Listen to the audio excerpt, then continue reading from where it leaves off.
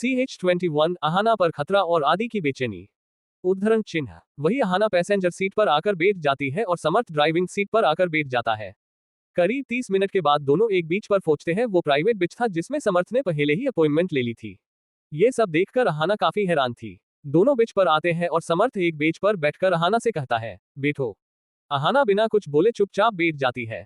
दोनों समुद्र में उछल रहे मोजे को देख रहे थे। समर्थ के एक्सप्रेशन काफी नॉर्मल लग रहे थे, वो बहुत शांत था। अहाना ने चुप्पी तोड़ते हुए, आप मुझे यहाँ क्यों लेकर आए हैं, आपकी कोई मीटिंग भी नहीं है। समर्थ, अब ये फॉर्मेलिटी करना बंद करो, तुम तो ऐसे बिहेव कर रही हो जैसे तुम मुझे जानती ही नहीं हो।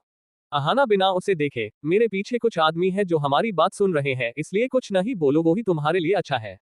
समर्थ ये सुनकर काफी हैरान रह जाता है। वो अहाना से एक हल्की स्माइल के साथ, तुम अभी ही वैसी ही हो, अपने आसपास क्या हो रहा है तुम बिना देखे पहचान जाती हो। अहाना, यही तो हमारी ट्रेनिंग में सिखाया जाता है मिस्टर समर्थ, क्या आपने ट्रेनिंग को अच्छे से नहीं किया था। समर्थ हंसते हुए, वह तुम तो अपने असली रूप में आ गई, क्या बात है, काफी वक्त बाद तुम्हें अपने स्वगे में देख रहा हूँ, अच्छा लगा। अहाना, अब हमें चलना चाहिए, यहाँ काफी खतरा है, मैं कोई रिस्क लेना नहीं चाहती जिससे हमारा कोई प्लान फेल हो जाए। समर्थ वहां से खड़ा हो जाता है और एक उड़ती नजर अपने आसपास डालता है जहां अलग अलग जगह पर कुछ अजीब लोग दिख रहे थे। वो वही थे जिसे आदि ने भेजा था। वो हमला नहीं करने वाला था, पर वो देखना चाहता था कि आखिर समर्थ बिना किसी काम के अहाना को कहाँ लेकर जा रहा है। अहाना खड़े होकर चलने लगती है। समर्थ भी उसके पीछे चल देता है। वही वो आदमी किसी को कॉल करते कहता है, वो यहाँ से निकल रहे हैं। वो आदि का ही आदमी था जो सारी इंफॉर्मेशन दे रहा था जो भी वहां हुआ उसकी। आदि ओके कहकर कॉल कट कर देता है और खुद से ही कहता है, क्या अहाना और समर्थ पहले से ही एक दूसरे को जानते हैं, क्योंकि जब भी दोनों को साथ में देखता हूँ ऐसा लगता है जैसे दोनों पहले से ही एक दूसरे को जानते हैं। वही समर्थ और अहाना कार से सीधे ऑफिस आ जाते हैं। अभी दोनों कार में ही ऑफिस के पार्किंग में बैठे थे। अहाना समर्थ की ओर देखते हुए कहती है, तुम जो कर रहे हो गलत है, प्लीज तुम प्रिया को इन सब में मत धकेलो, उसकी कोई गलती नहीं है। समर्थ ये सुनकर गुस्से से अहाना से कहता है, उसकी गलती है, उसकी ये गलती है कि वो उसकी बेटी है जिससे मैं बहुत ज्यादा नफरत करता हूँ। अहाना एक गहरी सांस लेकर समर्थ से कहती है, अगर इन सब में तुमने प्रिया को चोट पहुंचाई तो तुम्हारे लिए मुझसे बुरा कोई नहीं होगा, वो तुम्हें दिल से चाहती है, प्लीज उसे हट मत करना, उसे मेरी धमकी समझो या फिर रिक्वेस्ट। अहाना कार से बाहर आ जाती है और बिना पीछे देखे सीधे ऑफिस चली जाती है। समर्थ नम आंखें से उसे जाते हुए देखकर खुद से ही बोला, मैं उसे प्यार नहीं करता अहाना, मुझे उसे लेकर कोई फीलिंग्स नहीं है, पर जिसके लिए मेरे दिल में फीलिंग है उसके दिल में मेरे लिए ऐसा कुछ नहीं है। क्या होगा इस लव ट्रायंगल में पता नहीं, बस मैं चाहता हूँ कि तुम सेफ रहो क्योंकि तुम्हें सबसे ज्यादा खतरा है। समर्थ ऑफिस में सीधे अपनी केबिन में चला जाता है। ऐसे ही ऑफिस का वक्त खत्म हो जाता है, पर अहाना आज समर्थ के साथ बाहर गई थी तो उसका काफी सारा वक्त पड़ा हुआ था, वो उसे पूरा करने लगती है। वही आदि ऑफिस के बाहर अहाना का वेट कर रहा था, पर 7 बजने आए अहाना अभी भी ऑफिस से बाहर नहीं आई थी। फिर उसे कुछ याद आता है, वो किसी को कॉल करता है। सामने से कॉल रिसीव करते ही आदि, कल तक मुझे समर्थ राठौड़ की पूरी जन्म कुंडली चाहिए, गॉट इट। सामने से एक आदमी रिस्पेक्ट से कहता है, ओके बॉस, हो जाएगा। आदि कॉल कट कर देता है। काफी वक्त हो गया था, अब तो 7:30 बजने आए थे, पर अभी भी अहाना बाहर नहीं आई थी। आदि उसे कॉल लगता है पर अहाना का कॉल स्विच ऑफ आ रहा था। वही अहाना अकेली ऑफिस की फाइल ढूंढने के लिए ऑफिस के स्टोर रूम में जाती है। वो जैसे ही अंदर गई किसी ने बाहर से डोर लॉक कर दिया और अहाना को इस बात की खबर भी नहीं थी। अहाना फाइल ढूंढने में मशगूल हो गई थी। वही उसका फोन अभी अपनी डेस्क पर पड़ा हुआ था। आदि को काफी घबराहट हो रही थी, इसलिए वो ऑफिस में आ जाता है। वहां कोई नहीं था। आदि सीधे अहाना वाले फ्लोर पर जाता है। वो अहाना की केबिन में जाता है वो वहां कोई नहीं था। वो देखता है उसका फोन वहीं पर पड़ा हुआ था और कुछ फाइल ऐसे ही वहां डेस्क पर बिखरी पड़ी हुई थी। आदि सब देखकर काफी घबरा रहा था। वो सब जगह चेक करता है पर अहाना कहीं नहीं मिल रही थी। उसके चेहरे पर अहाना को लेकर फिक्र साफ दिख रही थी। वही अहाना जैसे ही फाइल लेकर बाहर आ रही थी तभी रूम का डोर खुल नहीं रहा था। वो काफी कोशिश करती है पर डोर नहीं खुलता। वो खुद से ही, लगता है डोर जाम हो गया है। वो आवाज लगाती है, कोई है, please open the door. Ahana काफी चिल्ला रही थी पर वहां कोई नहीं था। उसे उस बंद कमरे में घुटन होने लगी थी क्योंकि वो ज्यादा देर पैक जगह पर नहीं रह पाती थी। उसे सांस लेने में प्रॉब्लम हो जाती थी क्योंकि उस स्टोर रूम में काफी डस्ट थी और वहां एक भी खिड़की नहीं थी जिससे आम इंसान को भी वहां घुटन हो सकती थी। वही आदि पसीने से भीग गया था। आज उसका दिल काफी घबरा रहा था। उसकी धड़कनें भी तेज चल रही थी। उसे अहाना की काफी फिक्र हो रही थी। वो किसी को कॉल करके कहता है, मुझे 2 मिनट में राठौड़ इंडस्ट्रीज के सारे सीसीटीवी चेक करके बताओ अहाना कहाँ गई और अभी कहाँ है, फास्ट। वो कॉल कर देता है। वही कोई और भी था जो ये सब देख रहा था। उसने खुद को पूरी तरह से कवर करके रखा था, उसका चेहरा नहीं दिख रहा था। वो वहां से छुपकर चला जाता है। वही 1 मिनट में ही आदि का फोन फिर से बजता है। आदि झट से कल रिसीव करता है। सामने से, सर मैं अभी स्टोर रूम में गई है, काफी वक्त हो गया वो वहां से बाहर नहीं आई है। आदि जल्दी से भागकर ग्राउंड फ्लोर पर बने स्टोर रूम में जाता है। वहां देखता है तो बाहर लोग लगा हुआ था। आदि का तेज दिमाग जल्द समझ जाता है कि किसी ने ये सब जानबूझकर किया है। पर वो सारी बातों को साइड में रखकर अहाना को देखना चाहता था। उसने डोर के लॉक खोला और अंदर गया तो वही डोर के पास अहाना बेहोश पड़ी थी। उसकी ऐसी हालत देखकर आदि के दिल में टिस उठती है। वो काफी घबरा जाता है और जल्दी से अहाना के सर को अपने गोद में रखता है और उसे उठाने की कोशिश करता है, पर अहाना नहीं उठती।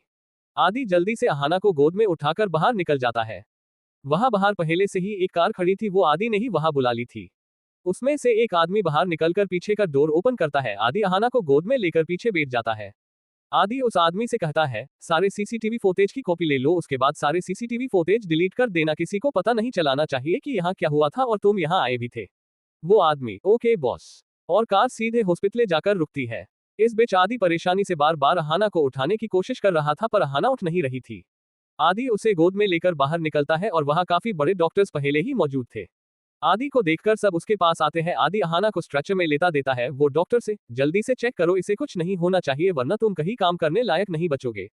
वो डॉक्टर आदि का गुस्सा और एटीट्यूड देखकर ही घबरा गया था। उसे समझ नहीं आ रहा था कि इसकी पावर क्या है, क्योंकि आदि ने अपने असिस्टेंट से कहकर बड़े डॉक्टर्स को पहले से ही वहां बुला लिया था। वो सब वर्ल्ड के बेस्ट डॉक्टर्स थे। वहां सब खड़े डॉक्टर देख रहे थे। किसी को समझ नहीं आ रहा था कि इस आदमी की पावर क्या है और इसके एक कॉल से यहाँ उतने सारे डॉक्टर्स आ कैसे गए, पर उसका ऑरा और एटीट्यूड देखते सब जान गए थे जरूर ये कोई बड़ा आदमी है, इसलिए डॉक्टर सीधे अहाना को चेक करते हैं। डॉक्टर अहाना को चेक करके बाहर आते हैं। आदि फिक्र भरी आवाज में डॉक्टर से, क्या हुआ, ठीक उसे, वो ठीक तो है ना? डॉक्टर, डोंट वरी मिस्टर, वो बिल्कुल ठीक है, बंद कमरे में घुटन होने से वो बेहोश हो गई थी, हमने उसे कुछ इंजेक्शन और दवाई दी है, रात तक उसे होश आ जाएगा, उसके बाद आप उसे लेकर जा सकते हैं। आदि ये सुनकर काफी राहत महसूस करता है। वही आदि का असिस्टेंट जो कब से आदि को देख रहा था, वो खुद से ही, क्या मैं कोई सपना देख रहा हूं, पर ऐसे सपने 2 बार कैसे आ सकते हैं? पहली बार इस लड़की के लिए बॉस ने अपनी पावर यूज की और इस बार तो उसने अपने बारे में सोचा भी नहीं और क्या क्या कर दिया।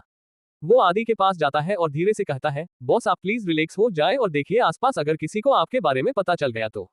तभी आदि को याद आता है कि उसने अभी कुछ वक्त पहले क्या क्या किया।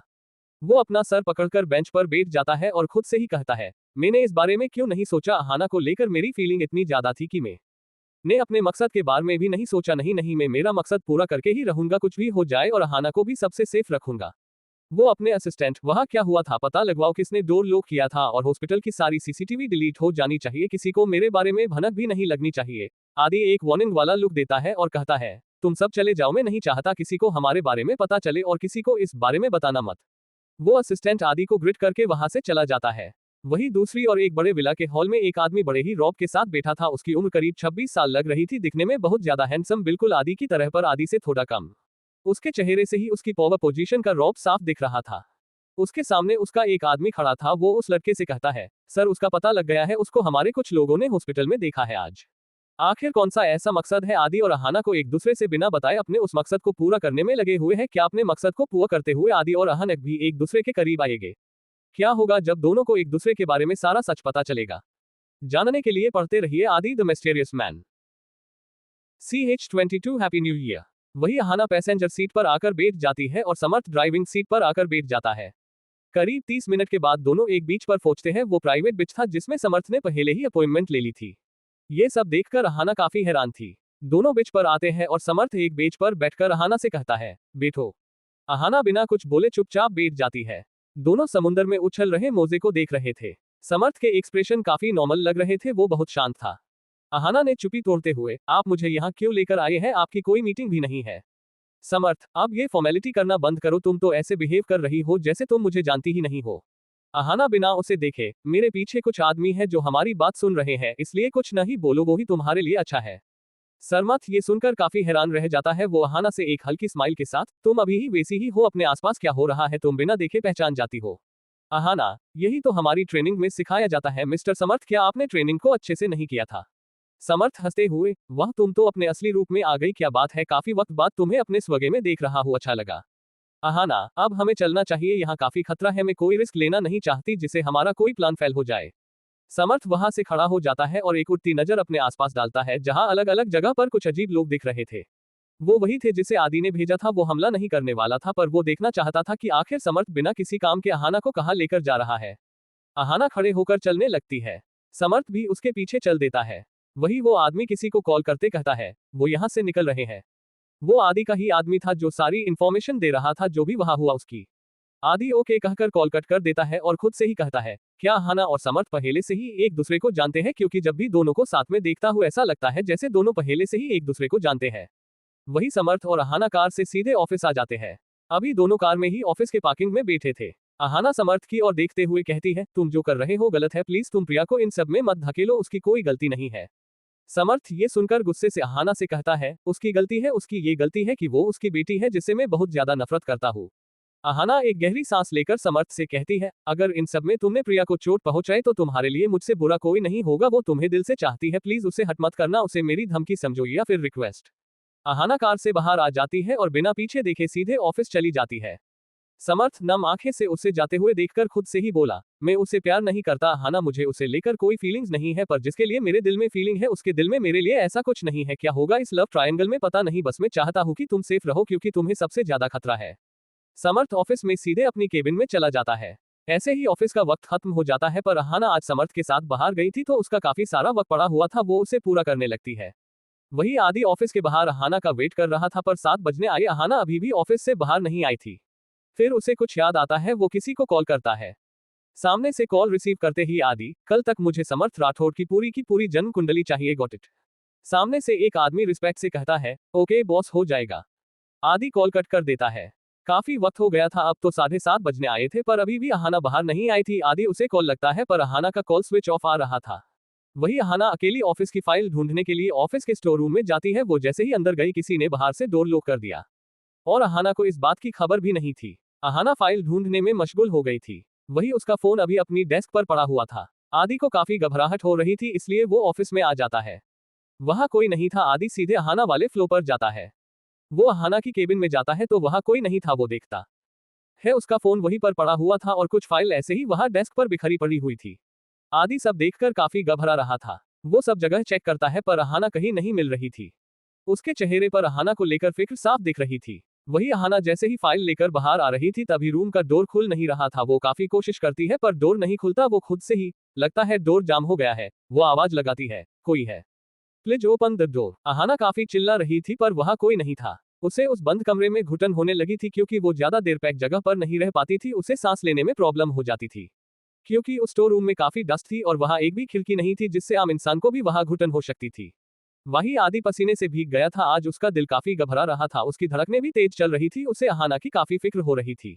वो किसी को कॉल करके कहता है, मुझे 2 मिनट में राठौड़ इंडस्ट्रीज के सारे सीसीटीवी चेक करके बताओ अहाना कहाँ गई और अभी कहाँ है, फास्ट। वो कॉल कर देता है।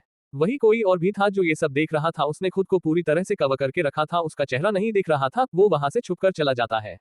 वही 1 मिनट में ही आदि का फोन फिर से बजता है। आदि झट से कल रिसीव करता है। सामने से, सर मैं अभी स्टोर रूम में गई है, काफी वक्त हो गया वो वहां से बाहर नहीं आई है। आदि जल्दी से भागकर ग्राउंड फ्लोर पर बने स्टोर रूम में जाता है। वहां देखता है तो बाहर लोग लगा हुआ था। आदि का तेज दिमाग जल्द समझ जाता है कि किसी ने ये सब जानबूझकर किया है, पर वो सारी बातों को साइड में रखकर अहाना को देखना चाहता था। उसने डोर के लॉक खोला और अंदर गया तो वही डोर के पास अहाना बेहोश पड़ी थी। उसकी ऐसी हालत देखकर आदि के दिल में टिस उठती है। वो काफी घबरा जाता है और जल्दी से अहाना के सर को अपने गोद में रखता है और उसे उठाने की कोशिश करता है, पर अहाना नहीं उठती। आदि जल्दी से अहाना को गोद में उठाकर बाहर निकल जाता है। वहां बाहर पहले से ही एक कार खड़ी थी, वो आदि ने ही वहां बुला ली थी। उसमें से एक आदमी बाहर निकलकर पीछे का डोर ओपन करता है। आदि अहाना को गोद में लेकर पीछे बैठ जाता है। आदि उस आदमी से कहता है, सारे सीसीटीवी फुटेज की कॉपी ले लो, उसके बाद सारे सीसीटीवी फुटेज डिलीट कर देना, किसी को पता नहीं चलाना चाहिए कि यहाँ क्या हुआ था और तुम यहाँ आए भी थे। वो आदमी, ओके बॉस। और कार सीधे हॉस्पिटल जाकर रुकती है। इस बीच आदि परेशानी से बार बार अहाना को उठाने की कोशिश कर रहा था, पर अहाना उठ नहीं रही थी। आदि उसे गोद में लेकर बाहर निकलता है और वहां काफी बड़े डॉक्टर्स पहले ही मौजूद थे। आदि को देखकर सब उसके पास आते हैं। आदि अहाना को स्ट्रेचर में लेटा देता है। वो डॉक्टर से, जल्दी से चेक करो, इसे कुछ नहीं होना चाहिए वरना तुम कहीं काम करने लायक नहीं बचोगे। वो डॉक्टर आदि का गुस्सा और एटीट्यूड देखकर ही घबरा गया था। उसे समझ नहीं आ रहा था कि इसकी पावर क्या है, क्योंकि आदि ने अपने असिस्टेंट से कहकर बड़े डॉक्टर्स को पहले से ही वहां बुला लिया था। वो सब वर्ल्ड के बेस्ट डॉक्टर्स थे। वहां सब खड़े डॉक्टर देख रहे थे। किसी को समझ नहीं आ रहा था कि इस आदमी की पावर क्या है और इसके एक कॉल से यहाँ उतने सारे डॉक्टर्स आ कैसे गए, पर उसका ऑरा और एटीट्यूड देखते सब जान गए थे जरूर ये कोई बड़ा आदमी है, इसलिए डॉक्टर सीधे अहाना को चेक करते हैं। डॉक्टर अहाना को चेक करके बाहर आते हैं। आदि फिक्र भरी आवाज में डॉक्टर से, क्या हुआ, ठीक उसे, वो ठीक तो है ना? डॉक्टर, डोंट वरी मिस्टर, वो बिल्कुल ठीक है, बंद कमरे में घुटन होने से वो बेहोश हो गई थी, हमने उसे कुछ इंजेक्शन और दवाई दी है, रात तक उसे होश आ जाएगा, उसके बाद आप उसे लेकर जा सकते हैं। आदि ये सुनकर काफी राहत महसूस करता है। वही आदि का असिस्टेंट जो कब से आदि को देख रहा था वो खुद से ही, क्या मैं कोई सपना देख रहा हूँ? पर ऐसे सपने 2 बार कैसे आ सकते हैं? पहली बार इस लड़की के लिए बॉस ने अपनी पावर यूज की और इस बार तो उसने अपने बारे में सोचा भी नहीं और क्या क्या कर दिया। वो आदि के पास जाता है और धीरे से कहता है, बॉस आप प्लीज रिलैक्स हो जाए और देखिए आसपास अगर किसी को आपके बारे में पता चल गया तो। तभी आदि को याद आता है कि उसने अभी कुछ वक्त पहले क्या क्या किया। वो अपना सर पकड़कर बेंच पर बैठ जाता है और खुद से ही कहता है, मैंने इस बारे में क्यों नहीं सोचा? अहाना को लेकर मेरी फीलिंग इतनी ज्यादा थी कि मैंने अपने मकसद के बारे में भी नहीं सोचा। नहीं नहीं, मैं मेरा मकसद पूरा करके ही रहूंगा, कुछ भी हो जाए, और अहाना को भी सबसे सेफ रखूंगा। वो अपने असिस्टेंट, वहां क्या हुआ था पता लगवाओ, किसने डोर लॉक किया था, और हॉस्पिटल की सारी सीसीटीवी डिलीट हो जानी चाहिए, किसी को मेरे बारे में भनक भी नहीं लगनी चाहिए। आदि एक वार्निंग वाला लुक देता है और कहता है, तुम सब चले जाओ, मैं नहीं चाहता किसी को हमारे बारे में पता चले और किसी को इस बारे में बताना मत। वो असिस्टेंट आदि को ग्रिड करके वहां से चला जाता है। वही दूसरी और एक बड़े विला के हॉल में एक आदमी बड़े ही रौब के साथ बैठा था। उसकी उम्र करीब 26 साल लग रही थी, दिखने में बहुत ज्यादा हैंडसम, बिल्कुल आदि की तरह पर आदि से थोड़ा कम। उसके चेहरे से ही उसकी पावर पोजीशन का रौब साफ दिख रहा था। उसके सामने उसका एक आदमी खड़ा था। वो उस लड़के से कहता है, सर उसका पता लग गया है, उसको हमारे कुछ लोगों ने हॉस्पिटल में देखा है आज। आखिर कौन सा ऐसा मकसद है? आदि और अहाना को एक दूसरे से बिना बताए अपने उस मकसद को पूरा करने में लगे हुए हैं। क्या अपने मकसद को पूरा करते हुए आदि और अहाना भी एक दूसरे के करीब आएंगे? क्या होगा जब दोनों को एक दूसरे के बारे में सारा सच पता चलेगा? जानने के लिए पढ़ते रहिए आदि the mysterious man. CH23 angel और आदि का मिस्टीरियस रूप। उद्धरण चिन्ह। वो अपने असिस्टेंट, वहां क्या हुआ था पता लगवाओ, किसने डोर लॉक किया था, और हॉस्पिटल की सारी सीसीटीवी डिलीट हो जानी चाहिए, किसी को मेरे बारे में भनक भी नहीं लगनी चाहिए। आदि एक वार्निंग वाला लुक देता है और कहता है, तुम सब चले जाओ, मैं नहीं चाहता किसी को हमारे बारे में पता चले और किसी को इस बारे में बताना मत। वो असिस्टेंट आदि को ग्रिड करके वहां से चला जाता है। वही दूसरी और एक बड़े विला के हॉल में एक आदमी बड़े ही रौब के साथ बैठा था। उसकी उम्र करीब 26 साल लग रही थी, दिखने में बहुत ज्यादा हैंडसम, बिल्कुल आदि की तरह पर आदि से थोड़ा कम। उसके चेहरे से ही उसकी पावर पोजीशन का रौब साफ दिख रहा था। उसके सामने उसका एक आदमी खड़ा था। वो उस लड़के से कहता है, सर उसका पता लग गया है, उसको हमारे कुछ लोगों ने हॉस्पिटल में देखा है आज। अपने आदमी की बात सुनकर वो लड़का अपने कोल्ड वॉइस में कहता है, ठीक है, उसके पीछे हमारे आदमी लगाओ और मौके का इंतजार करो, याद रहे वो बहुत शातिर है, उसे भनक नहीं लगनी चाहिए, वानर वो हमरे लिए एक खरता हो सकता है। वो आदमी उस लड़के को ओके कहकर वहां से निकल जाता है। उसके जाने के बाद वो लड़का खुद से ही, पिछले 1 साल से तुम्हें ढूंढ रहा हूँ, आखिर में तुम मिल ही गए। वही दूसरी और आदि अहाना के वार्ड में आता है। वहां अहाना बेड पर लेटी हुई थी और एक ग्लूकोज लगा हुआ था क्योंकि अहाना अभी काफी वीक लग रही थी। आदि वही अहाना के बेड के पास चेयर पर बैठ जाता है और उसके चेहरों को गौर से देखने लगता है। अभी अहाना काफी सुंदर दिख रही थी, बिल्कुल किसी छोटी बच्ची की तरह। आदि तो उसके चेहरे पर खो ही गया था। वो उसके चेहरे को देखते हुए खुद से ही, आखिर तुम हो कौन? जब भी तुम्हें देखता हूं मैं ये भूल जाता हूं कि मैं यहाँ किस लिए और क्या करने आया हूं। अगर आज मुझे ये याद नहीं आता कि मैं मकसद के लिए दुनिया से छुपा हूं तो आज मैंने जो भी किया उससे मेरे दुश्मनों को मेरे बारे में पता चल जाता। पर अब नहीं, अब मैं तुम्हें और खुद को कभी दुश्मन के लिए मौके नहीं बनने दूंगा। बस तुम होश में आ जाओ। वैसे भी हमरे पास सिर्फ 3 महीने हैं, 3 महीने बाद तुम्हें परमानेंट जॉब मिल जाएगी। और मैं इतना खाकर वो एक गहरी सोच में डूब जाता है क्योंकि उस बात से उसे ऐसा कुछ याद आया जिसे वो कहकर भी नहीं भूल सकता। वही दूसरी और विक्रम का टॉप इन्वेस्टर अपने कमरे में बैठा लैपटॉप पर बड़े ही ध्यान से जगजाम कर रहा था। तभी उसके फोन पर किसी का कॉल आता है। ये था आदि का आदमी जो उसे हर एक ऑर्डर मनाता था। वो आदि उस इन्वेस्टर से, सर वो अभी हॉस्पिटल में है। ये सुनकर वो इन्वेस्टर, व्हाट, क्या हुआ है उसे? वो वहां क्या कर रहा है? तुम अब बता रहे हो वो ठीक तो है ना? वो आदमी, सर रिलैक्स, उसे कुछ नहीं हुआ है। दरअसल उसके साथ जो लड़की है किसी ने उसे जान से मरने की कोशिश की है, इसलिए वो उसे वहां लेकर गए हैं। पर डोंट वरी, मैंने उसकी सिक्योरिटी के लिए दूर से ही गार्ड्स रखे हैं। पर बॉस आपको एक बात बतानी थी। वो लड़का, बोलो। वो आदमी, सर अगर आदि सर ऐसे ही उस लड़की के पीछे भागते रहे तो कहीं बॉस की असलियत दुनिया के सामने ना आ जाए, आप जानते हैं ना अगर ऐसा अभी हुआ तो क्या होगा। वो इन्वेस्टर गहरी सोच में पड़ते हुए उस आदमी से कहता है, तुम उसकी फिक्र मत करो, वो सब हैंडल कर लेनागा। हमन से भी ज्यादा वो उस मकसद के लिए पगला है, वो कैसे भी करके वो हसाल करके ही रहेगा। जो उसे करना है वो जैसा कह रहा है वो उसे करने दो। वो आदमी ओके कहकर कॉल कट कर देता। वो इन्वेस्टर उस आदमी की बात सुनकर काफी परेशान हो गया था। वो अपने काम में मन है लगा पा रहा था, इसलिए उसने अपना लैपटॉप बंद किया और सोफे पर सर टेक कर आंखें बंद करके बोला, बस अब 3 महीने हैं, इन 3 महीनों में तुम्हें वो काम पूरा करना है कैसे भी करके। अगर 15 साल पहले वो सब नहीं होता तो आज हम सब खुश होते, पर भगवान को कुछ और ही मंजूर था जिससे सबकी जिंदगी कांच के टुकड़ों की तरह बिखर गई।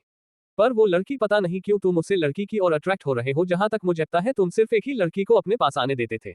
वो लड़ाक वहीं पर बैठा रहता है।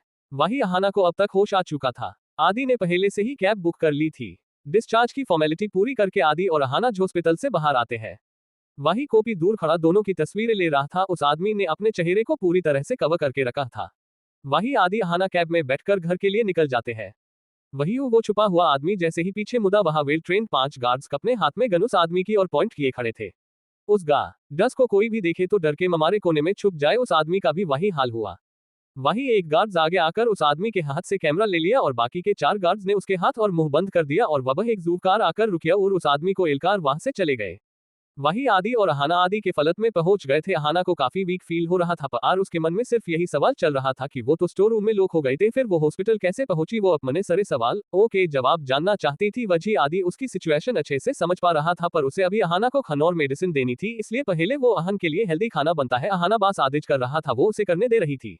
उसे मन ही मन एक ही बात चल रही थी। इससे पहले अदी ने उसे 2 बार बचाया जबकि अदी किसी से भी मतलब अजीर कहता था, फिर वो उसके लिए इतनी केयर क्यों करता है, कोई सवाल जवाब भी नहीं करता। वो उसके मन की बता सुनकर उसे जो चाहिए सुएला आकर देता था। ये सब सोचते हुए ही अहाना के चेहरे पर खुद एक स्माइल आ गई। वही आदि जो भले ही खाना रेडी कर रहा था पर उसकी चिलसी आंखें और शातिर दिमाग अहाना के हर एक मूवमेंट को ऑब्जर्व कर रहा था।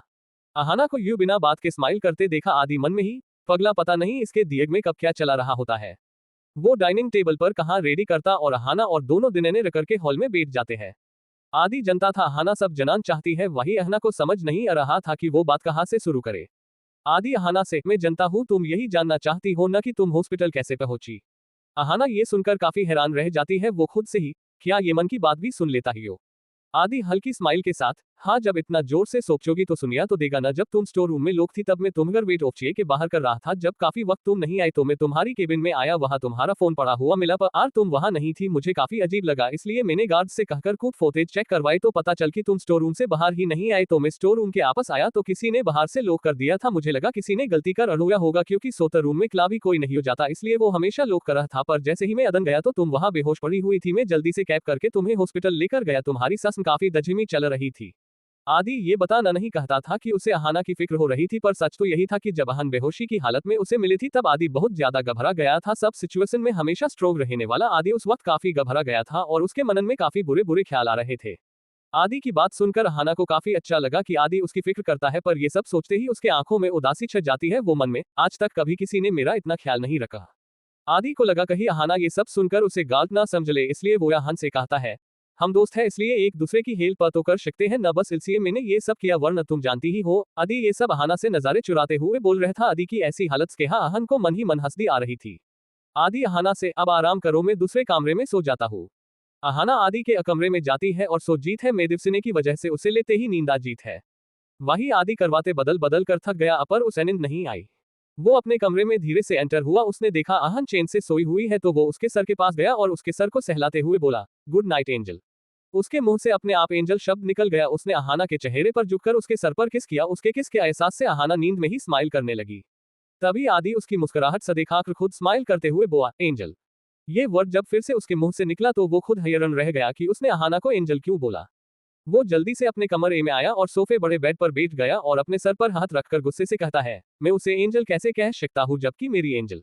आगे के ख्याल से ही आदि अपने बालों को सहलाते हुए नहीं नहीं ऐसा नहीं हो सकता, मैं सब ठीक करे उसे जरूर ढूंढूंगा, वो जरूर मेरे पास आएगी। अहाना वो नहीं है, मुझे उससे दूर रहना होगा क्योंकि मेरे पास सिर्फ मेरी एंजल ही आ सकती है। मैं अपनी एंजल को बहुत मिस करता हूँ। मेरी एंजल कहाँ हो तुम, मैं तुम्हें 15 साल से ढूंढ रहा हूँ। यही सोचते सोचते हुए वो लेट जाता है और उसे नींद आ जाती है। आदि के सोए हुए अभी 30 मिनट ही हुए थे कि उसके फोन पर किसी का कॉल आने लगा। वो इतनी रात को फोन कॉल से आदि की कच्ची नींद खुल जीत है। वो टाइम देखता है तो अभी रात के 1 बजने को आए थे।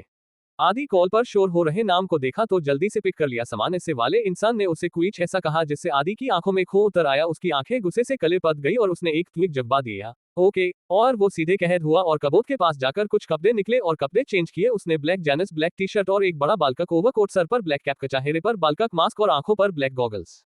वो अपने कमरे से बाहर आया और उसने अहाना के कमर में धके दावे की वजह से गहरी नींद में सोई हुई थी। वो वहां से अपने घर के अब आया और फ्लैट को लॉक किया। वहां एक आदमी खड़ा था। आदि सुए यहां से हिलना मत जब तक मैं न उसका ध्यान रखना। और वो नीचे बिल्डिंग के पीछे आया जहां एक परिंदा भी कभी देखने को नहीं मिलता। वहां एक महंगी ब्लैक कार खड़ी थी। आदि वहां गया तभी एक हट्टा कट्टा आदमी कार से अब आया और पीछे का डोर ओपन किया। आदि जल्द से पिछबेट गया और कार एक जंगल के बीच सुनसान जगह पर आकर रुकी। वहां एक खंडहर जैसा एक घर दिख रहा था जो कभी भी गिर सकता था। वहां आसपास ब्लैक कपड़ों में बहुत ही खतरनाक और वेल ट्रेड गार्ड्स खड़े थे। सबके हाथ में बड़ी बड़ी गन थी। आदि को वहां देखकर सब अपने सर झुकाकर रूह से ग्रिट करते हैं जैसे वो उस आदमी को अच्छे से जानते हो। आदि का की स्किन टोन कहीं से भी सो नहीं हो रही थी। उसने अपने हाथों में भी ग्लव्स पहने थे। कोई भी उसे पहचान नहीं सकता, पर वहां कहदेहर गार्ड उसकी प्रेजेंस ही पहचान गए कि वो कौन है, क्योंकि अभी आदि का और ही कुछ ऐसा टगा कि वहां वेल ट्रेड खड़े गार्ड्स भी काम रहे थे। आखिर आदि क्या करने के लिए आहन को अपनी लाइफ में शामिल कर रहा है? कौन है एंजल? क्यों आदि उसे ढूंढने की बात कर रहा था? क्या अहाना केडी में आदि की जगह धीरे धीरे बन रही है? क्या आदि अपने फील्ड अहाना को लेकर कंट्रोल कर पेगा? जानने के लिए पढ़ते रहिए आदि द मिस्टीरियस मैन। CH24 आदि का डेविल रूप और क्या करना चाहता है समर्थ? उद्धरण चिन्ह। आदि वहां गया तभी एक हट्टा कट्टा आदमी कार से बाहर आया और पीछे का डोर ओपन किया। आदि जल्दी से पीछे बैठ गया और कार एक जंगल के बीच सुनसान जगह पर आकर रुकी। वहां एक खंडहर जैसा एक घर दिख रहा था जो कभी भी गिर सकता था। वहां आसपास ब्लैक कपड़ों में बहुत ही खतरनाक और वेल ट्रेन्ड गार्ड्स खड़े थे। सबके हाथ में बड़ी बड़ी गन थी। आदि को वहां देखकर सब अपने सर झुकाकर उसे ग्रिट करते हैं जैसे वो उस आदमी को अच्छे से जानते हो। आदि की स्किन टोन कहीं से भी सो नहीं हो रही थी। उसने अपने हाथों में भी ग्लव्स पहने थे। कोई भी उसे पहचान नहीं। आदि के पीछे 4 गार्ड्स आ रहे थे। सब गार्ड्स के चेहरे पर एक ब्लैक मास्क था। ये सब सबकी पहचान छुपाने के लिए किया गया था। आदि सीधे उस खंडहर के अंदर गया। वहां काफी अंधेरा था। सिर्फ एक पीली लाइट जल रही थी। आदि उसकी ओर जाता है तो वहां एक आदमी को रस्सी से चेयर पर बंधा हुआ था। उसके मुंह पर पट्टी लगाई गई थी जिससे वो बोल ना पाए। उसकी हालत देखकर साफ पता चल रहा था कि उसको काफी टॉर्चर किया गया है। एक गार्ड आकर उस आदमी के ठीक सामने एक चेयर लाकर रख देता है। आदि उस चेयर पर बड़े ही रौब के साथ बैठ जाता है। वही वो 4 गार्ड्स चारों और बड़े ही रेस्पेक्ट के साथ खड़े हो जाते हैं। उसको देखकर ऐसा लग रहा था जैसे उन सबको इन सब चीजों के लिए ट्रेन किया गया हो। आदि अपने हाथों के इशारे से सामने खड़े गार्ड से कुछ कहता है जिससे वो गार्ड समझकर उस बंधे हुए आदमी का मुंह खोल देता है और उसके चेहरे पर पानी डाल देता है जिससे वो आदमी होश में आ जाता है। और अचानक इतना सारा पानी गिरने से वो काफी डर भी गया और तेजी से सांस लेने लगा। वो अपनी आंखें खोलकर चारों ओर देखता है। वहां 5 गार्ड्स और एक आदमी चेयर पर बैठा था। उसे देखकर ही पता चल रहा था कि वो बहुत ज्यादा पावरफुल इंसान है। आदि उस आदमी से सीधे तरीके से पूछ रहा हूँ, बताओ किसने भेजा था तुम्हें? वो आदमी आदि की आवाज सुनकर ही कांप उठा। वो आदमी हकलाते हुए, कौन हो तुम सब और मुझे यहाँ लेकर क्यों आए हो? वो आदमी वही था। वो हॉस्पिटल के बाहर आदि और अहाना की फोटोज ले रहा था। आदि, लगता है तुम्हें सीधी भाषा में कुछ समझ नहीं आने वाला। आदि गार्ड को कुछ इशारा करता है। गार्ड्स एक रोड लेकर आता है और उस आदमी के पीठ पर मरने लगता है जिसे वो आदमी दर्द से चिल्लाने लगता है। आदि, जब तक नहीं बताओगे तब तक ऐसे ही दर्द सहते रहना। वो गार्ड उस आदमी को मारे ही जा रहा था। वही उस आदमी के पीठ से खून भी निकलने लगा था। आखिर में वो आदमी हार मानकर बोला, मैं बताता हूँ, प्लीज मुझे छोड़ दो, मैं बताने के लिए तैयार हूँ। आदि इशारा से उस गार्ड को रुकने को कहता है। आदि खड़े होकर उस आदमी के पास आकर बोला, तो बोलो किसने भेजा था तुम्हें? सही और सच बताना। मैं ये आखिरी बार पूछ रहा हूँ, अगली बार तुम सुनने के लिए यहाँ नहीं होगे। वो आदमी, हाँ बताता हूँ, मुझे किसी का कॉल आया था, मुझे पैसों की सख्त जरूरत थी तो उस आदमी को मैंने ये काम करने के लिए हाँ कह दिया। मैंने उसे नहीं देखा, उसका मुझे कॉल आया था। पहले उसने मुझे हाफ पेमेंट की और कहा बाकी का काम हो जाने के बाद वो पेमेंट करेगा। आदि, कौन था वो आदमी? वो आदमी, मुझे नहीं पता पर मुझे उसका कॉल आया था। मैंने नहीं देखा, पैसों की वजह से मैंने ये काम किया। उसने मुझे हॉस्पिटल में एक लड़के और लड़की का पीछा करने के लिए कहा था और उसकी फोटो खींचने को कहा था। आदि, किसकी फोटो खिंचवाने को कहा था? वो आदमी, कोई लड़का था, उसने कहा था हॉस्पिटल में जो लड़का लड़की को लेकर आया है उसका पीछा करो। मैं उसी हॉस्पिटल में वर्क बॉय का काम करता हूँ, इसलिए उन लोगों ने मुझे ये काम दिया। उन लोगों ने मेरी मजबूरी का फायदा उठाया और ये काम करने को कहा। मैं भी मजबूर था इसलिए मैंने ये काम किया। प्लीज मुझे जाने दो, मैं काफी गरीब हूँ, मैं एक दिन के लिए भी अपना परिवार का पेट नहीं भर सकता, इसलिए मैंने ये काम किया। आदि कुछ नहीं बोलता और वहां से बाहर निकल जाता है। उसके पीछे एक गार्ड आता है। आदि उस गार्ड को, पता करवाओ किस नंबर से उसको कॉल आया था, ट्रेस करो उसे और इस आदमी को छोड़ दो और उसके पीछे अपने आदमी लगवा दो। किससे मिलता है, कहा जाता है, उसका ध्यान रखो। अगर बहुत जरूरत लगे तो मुझे कांटेक्ट करना, वरना कांटेक्ट मत करना। वो गार्ड अपना सर झुकाकर, ओके बॉस, आप फिक्र मत कीजिए, काम हो जाएगा। आदि वहां से सीधे उसी कार से चला जाता है जिसमें वो वहां आया था। वो कार उसी बिल्डिंग के पीछे रुकती है और आदि सीधे जल्दी से बिल्डिंग में घुस जाता है। आदि जैसी अपने फ्लो पर पहुंचता है वहां उसका एक गार्ड खड़ा था। आदि, उससे कुछ हुआ तो नहीं है? वो गार्ड, नो बॉस। आदि, ओके तुम जाओ। उस फ्लो पर सिर्फ 2 ही फ्लैट थे, एक आदि का और दूसरा अहाना का। अहाना तो आदि के ही घर पर थी इसलिए आदि को कोई परेशानी नहीं हुई। वो गार्ड वहां से चला जाता है और आदि घर का लॉक ओपन करके धीरे से इंटर करता है। वो सीधे अपने कमरे में जाकर फ्रेश होकर कपड़े चेंज करके अहाना के कमरे में आता है। अहाना अभी भी उसी तरह सोई थी जैसे वो छोड़कर गया था। जहां पहले आदि के चेहरे पर सीरियसनेस थी, अब वो अहाना को देखकर नॉर्मल हो गया था। उसके चेहरे पर सुकून की लहर दौड़ गई। आदि को नहीं पता था कि उसके साथ ये सब क्या हो रहा है। वो अहाना के सर पर किस करके अपने कमरे में आया और बेड पर लेट गया।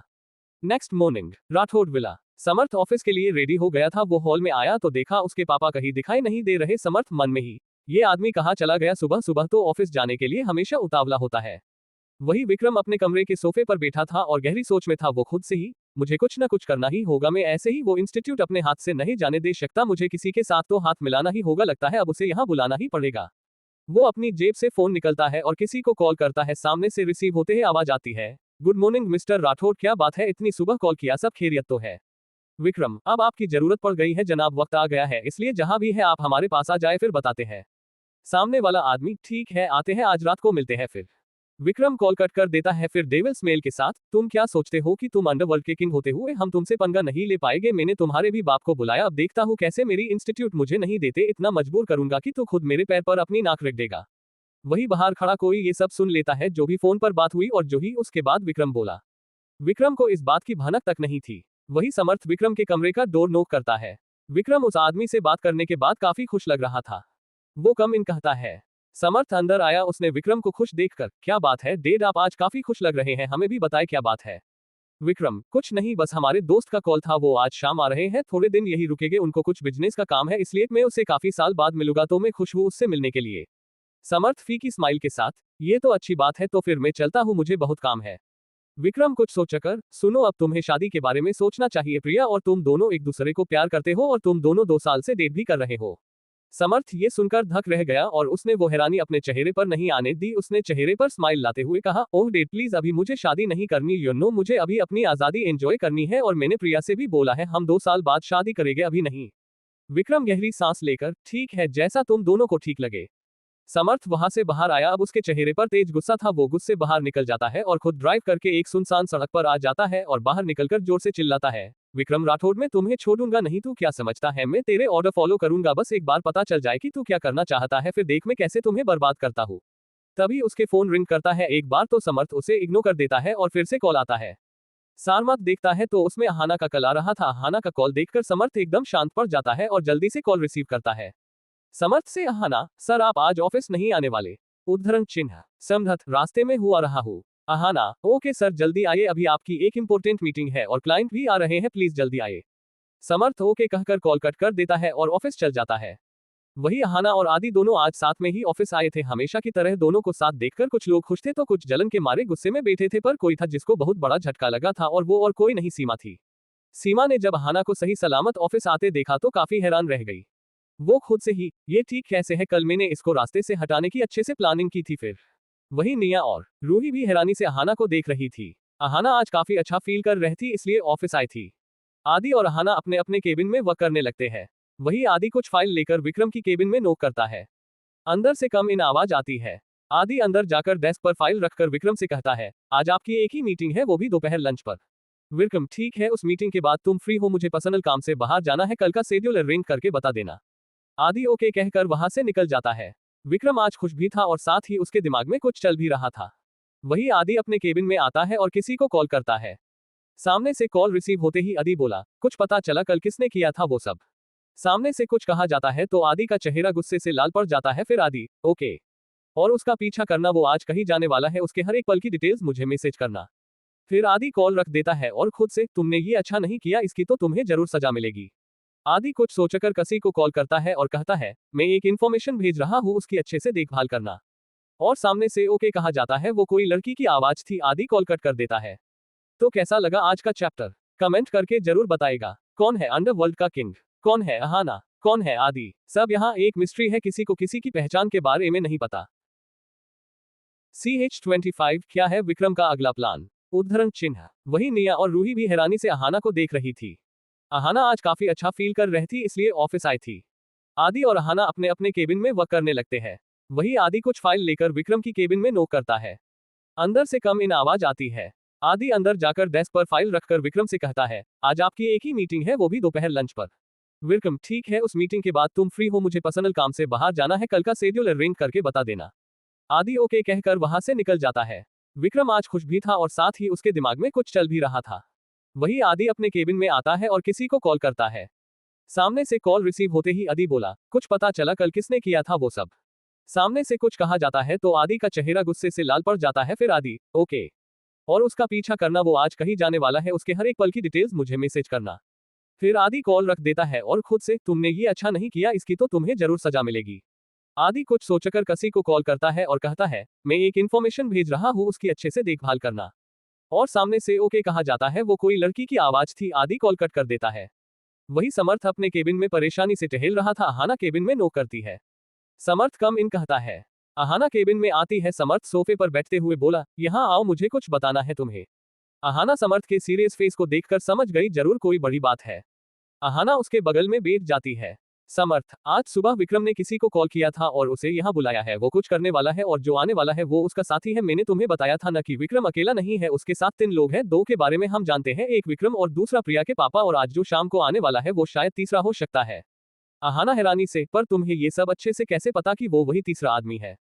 समर्थ, क्योंकि कॉल के बाद विक्रम खुद से बोला था कि अंडरवर्ल्ड के किंग का भी बाप आ रहा है और वो इंस्टीट्यूट अपने नाम करने वाला है।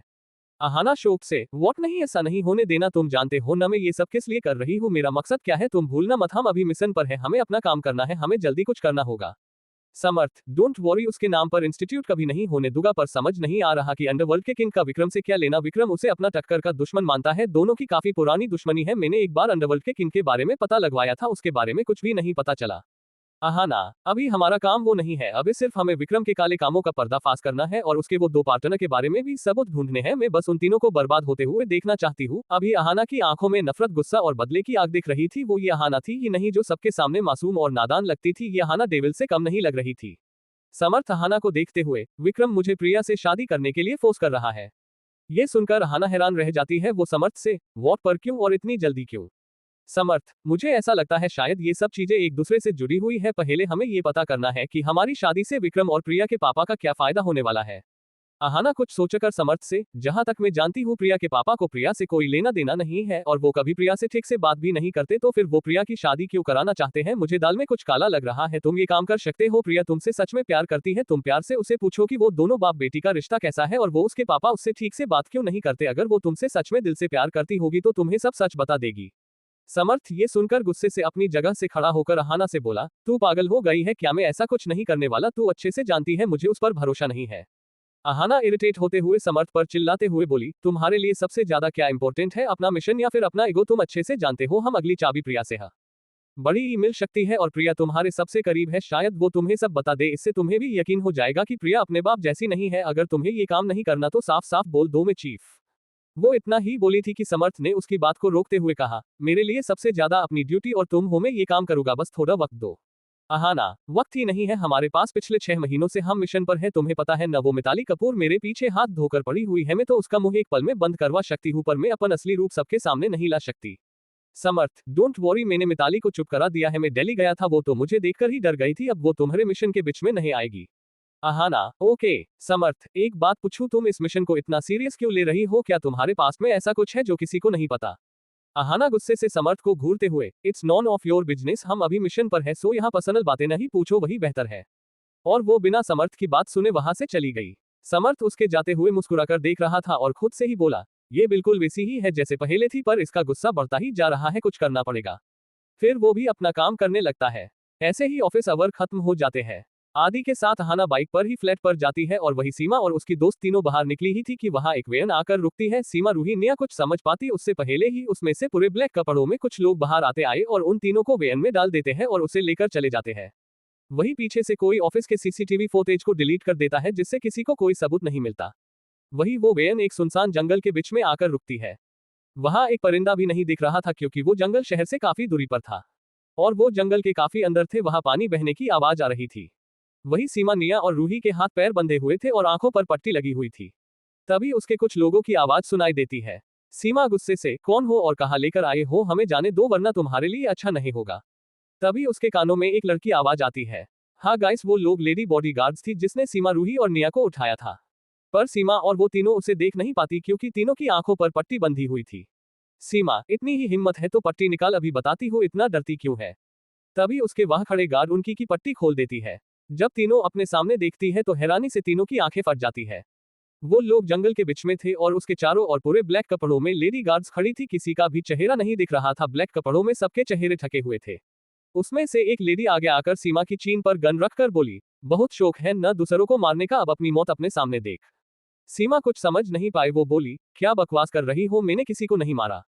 वो गार्ड, तुम तीनों इतनी जल्दी भूल कैसे गई? चुड़ैल कहीं की तुम ही थी न वो जो कल रात उस स्टोर रूम को लॉक किया था? तुम्हें क्या लगता है किसी को तुम्हारे बारे में पता नहीं चलेगा?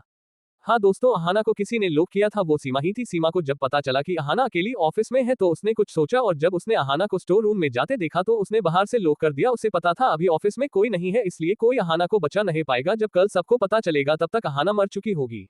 पर अफसोस आदि ने उसे बचा लिया। सीमा ने आदि को देखा था जब वो अहाना की केबिन में अहाना को ढूंढ रहा था, पर उसे लगा कि आदि एक मामूली लड़का है, वो अहाना को नहीं ढूंढ पाएगा। पर उसे कहाँ पता था जो मामूली दिखता है वो असल में मामूली होते नहीं है, फिर चाहे वो अहाना हो, आदि हो या फिर समर्थ हो। सीमा, तुम्हें कैसे पता? वो गार्ड, मैं यहाँ तुम्हें केबीसी खेलने के लिए नहीं लेकर आए। फिर उसने हवा में गन फायर की जिससे तीनों की सिट्टी पिट्टी गुल हो गई। तीनों के चेहरे पर डर साफ दिखने लगा। वो गार्ड, इस बार सिर्फ वार्न कर रही हूँ, अगर अहाना के आसपास भी दिखी तो तुम दूसरे दिन नहीं दिखोगी, समझ गई? ये बात तीनों पर लागू होती है। अब डिसीजन तुम्हारे हाथ में है, अगर चाहो तो आजमा सकती हो, पर फिर तुम तीनों जिंदा नहीं बचोगी।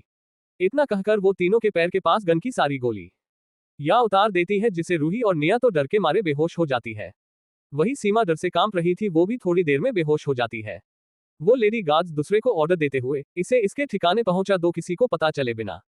चीफ लेडी गार्ड्स के ऑर्डर के मुताबिक तीनों को अपने घर के अंदर पहुंचाया जाता है, वो भी किसी को पता चले बिना, बड़े ही सफाई के साथ। वही दूसरी और आदि अपने फ्लैट में था और वो लैपटॉप पर कुछ कर रहा था। अहाना अपने फ्लैट में थी।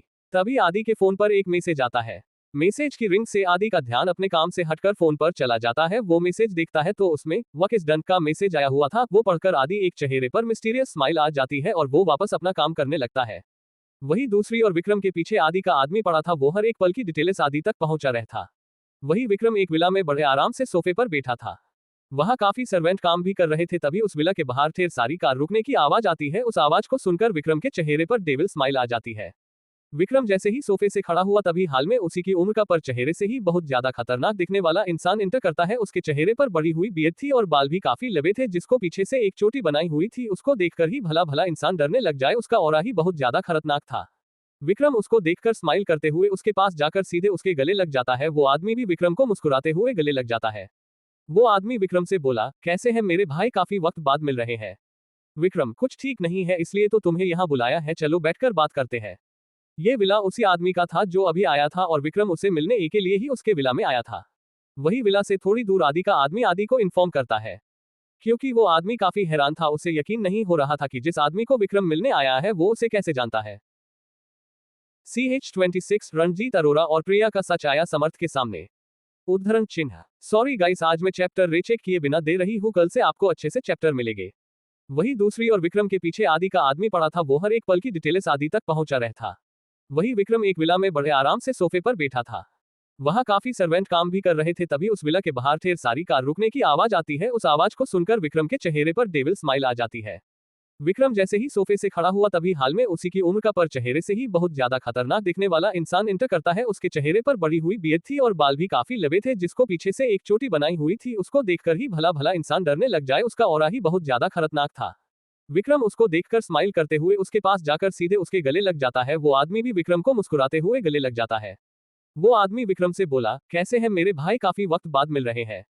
विक्रम, कुछ ठीक नहीं है, इसलिए तो तुम्हें यहाँ बुलाया है, चलो बैठकर बात करते हैं। ये विला उसी आदमी का था जो अभी आया था और विक्रम उसे मिलने के लिए ही उसके विला में आया था। वही विला से थोड़ी दूर आदि का आदमी आदि को इन्फॉर्म करता है। क्योंकि वो आदमी काफी हैरान था, उसे यकीन नहीं हो रहा था कि जिस आदमी को विक्रम मिलने आया है वो उसे कैसे जानता है। आदि के कॉल लगते ही उसने रिसीव किया और बोला, बोलो क्या इन्फॉर्मेशन है।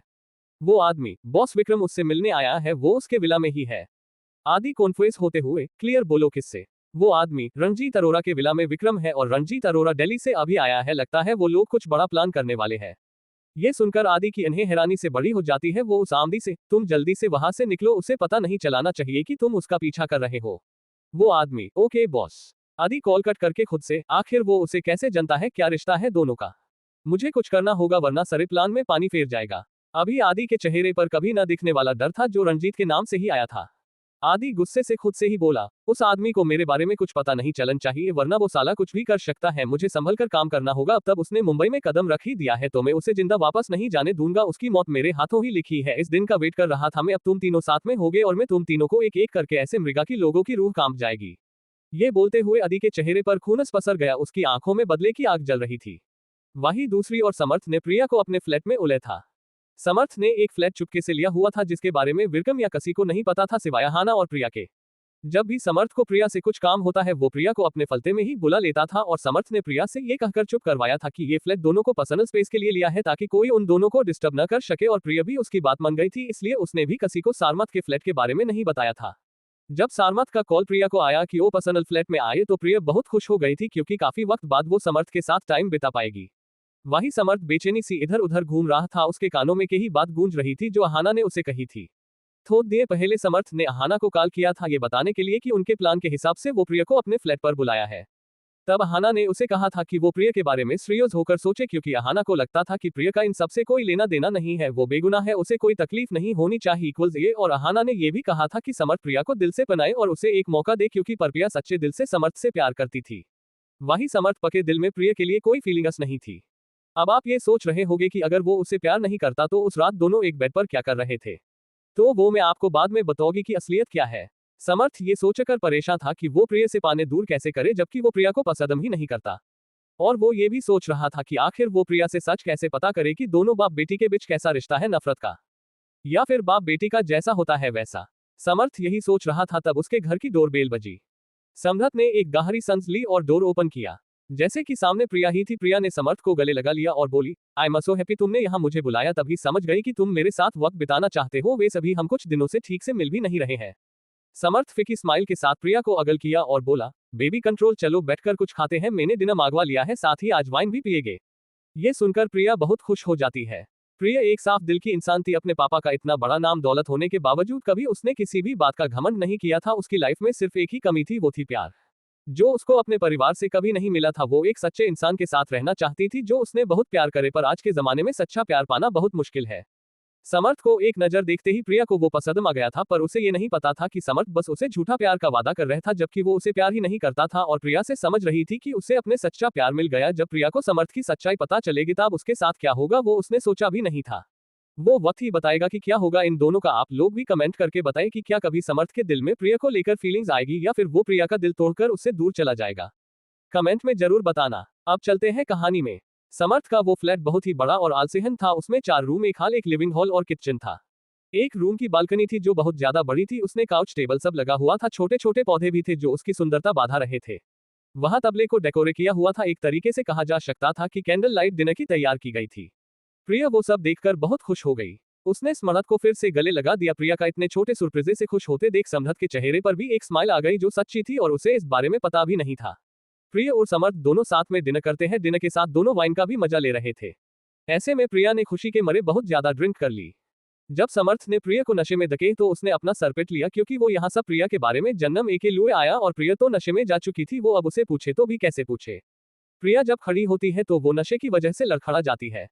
समर्थ आगे आकर उसे पकड़ा लेता और उसे गोद में उठाकर कमरे के सोफे पर बैठ देता है। प्रिया समर्थ के कंधे पर सर रखकर बोली, सामर्थ योकनोव, आज तक कभी किसने मुझसे प्यार नहीं किया। मेरे पास सब है, बस कोई प्यार करने वाला इनाम नहीं है। फिर तुम मेरी जिंदगी में आए और मेरा वो ख्वाब भी पूरा हो गया। अब मुझे कुछ नहीं चाहिए, बस मैं तुम्हारे साथ पूरी लाइफ बिताना चाहती हूँ। मैं तुमसे शादी करना चाहती हूँ। ये सब सुनकर समर्थ की आंखें छोटी हो जाती है। उसे गुस्सा आ रहा था, पर वो खुद को कंट्रोल करके प्रिया से कहता है, क्या तुम्हें कोई प्यार नहीं करता।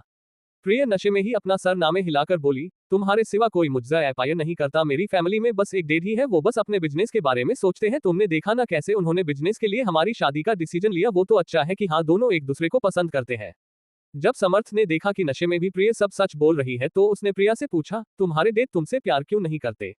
ये सुनकर प्रिया उदास हो गई और बोली, जब मैं 15 साल की थी तब माँ ने डेड को किसी और के साथ देख लिया। फिर माँ ये सब सहन नहीं कर पाए और उसने सुसीदे कर लिया। फिर मैंने डेड से कभी बात नहीं की और डेड को भी मुझसे को लेना देना नहीं रहा। मैं पढ़ाई के लिए लंदन चली गई। फिर 1 साल पहले डेड ने मुझे इंडिया वापस बुलाया। तब उन्होंने मुझसे इब्नाहुत प्यार से बात की। जब इंडिया आए तभी उन्होंने मुझे प्यार से बात की और कहा कि वो मेरी शादी अच्छे लड़के के साथ करना चाहते हैं। मैंने मना किया तो उन्होंने मुझसे कहा कि क्या प्रॉब्लम है। फिर उन्होंने कहा कि मैंने और मन जो 10 साल पहले देखा वो एक गलतफहमी थी। जब मैंने पता करवाया तो वो सब सच निकला। फिर मैंने डेड को माफ कर दिया और उनकी बात मनाकर ट्वीम से मिली, पर उसके बाद मेरे डेड ने फिर से मेरे साथ पहले जैसा बर्ताव करने लगे। बाद में मुझे पता चला कि डेड ने सब झूठ बोला था, वो कोई गलतफहमी नहीं थी, वो सब सच था। डेड ने मेरी शादी तुमसे करने के लिए ये सब ड्रामा किया था, पर तब तक मैं तुम्हें पसंद करने लगी थी, इसलिए मैंने शादी से इनकार नहीं किया और अब मैं तुमसे बहुत प्यार करती हूँ।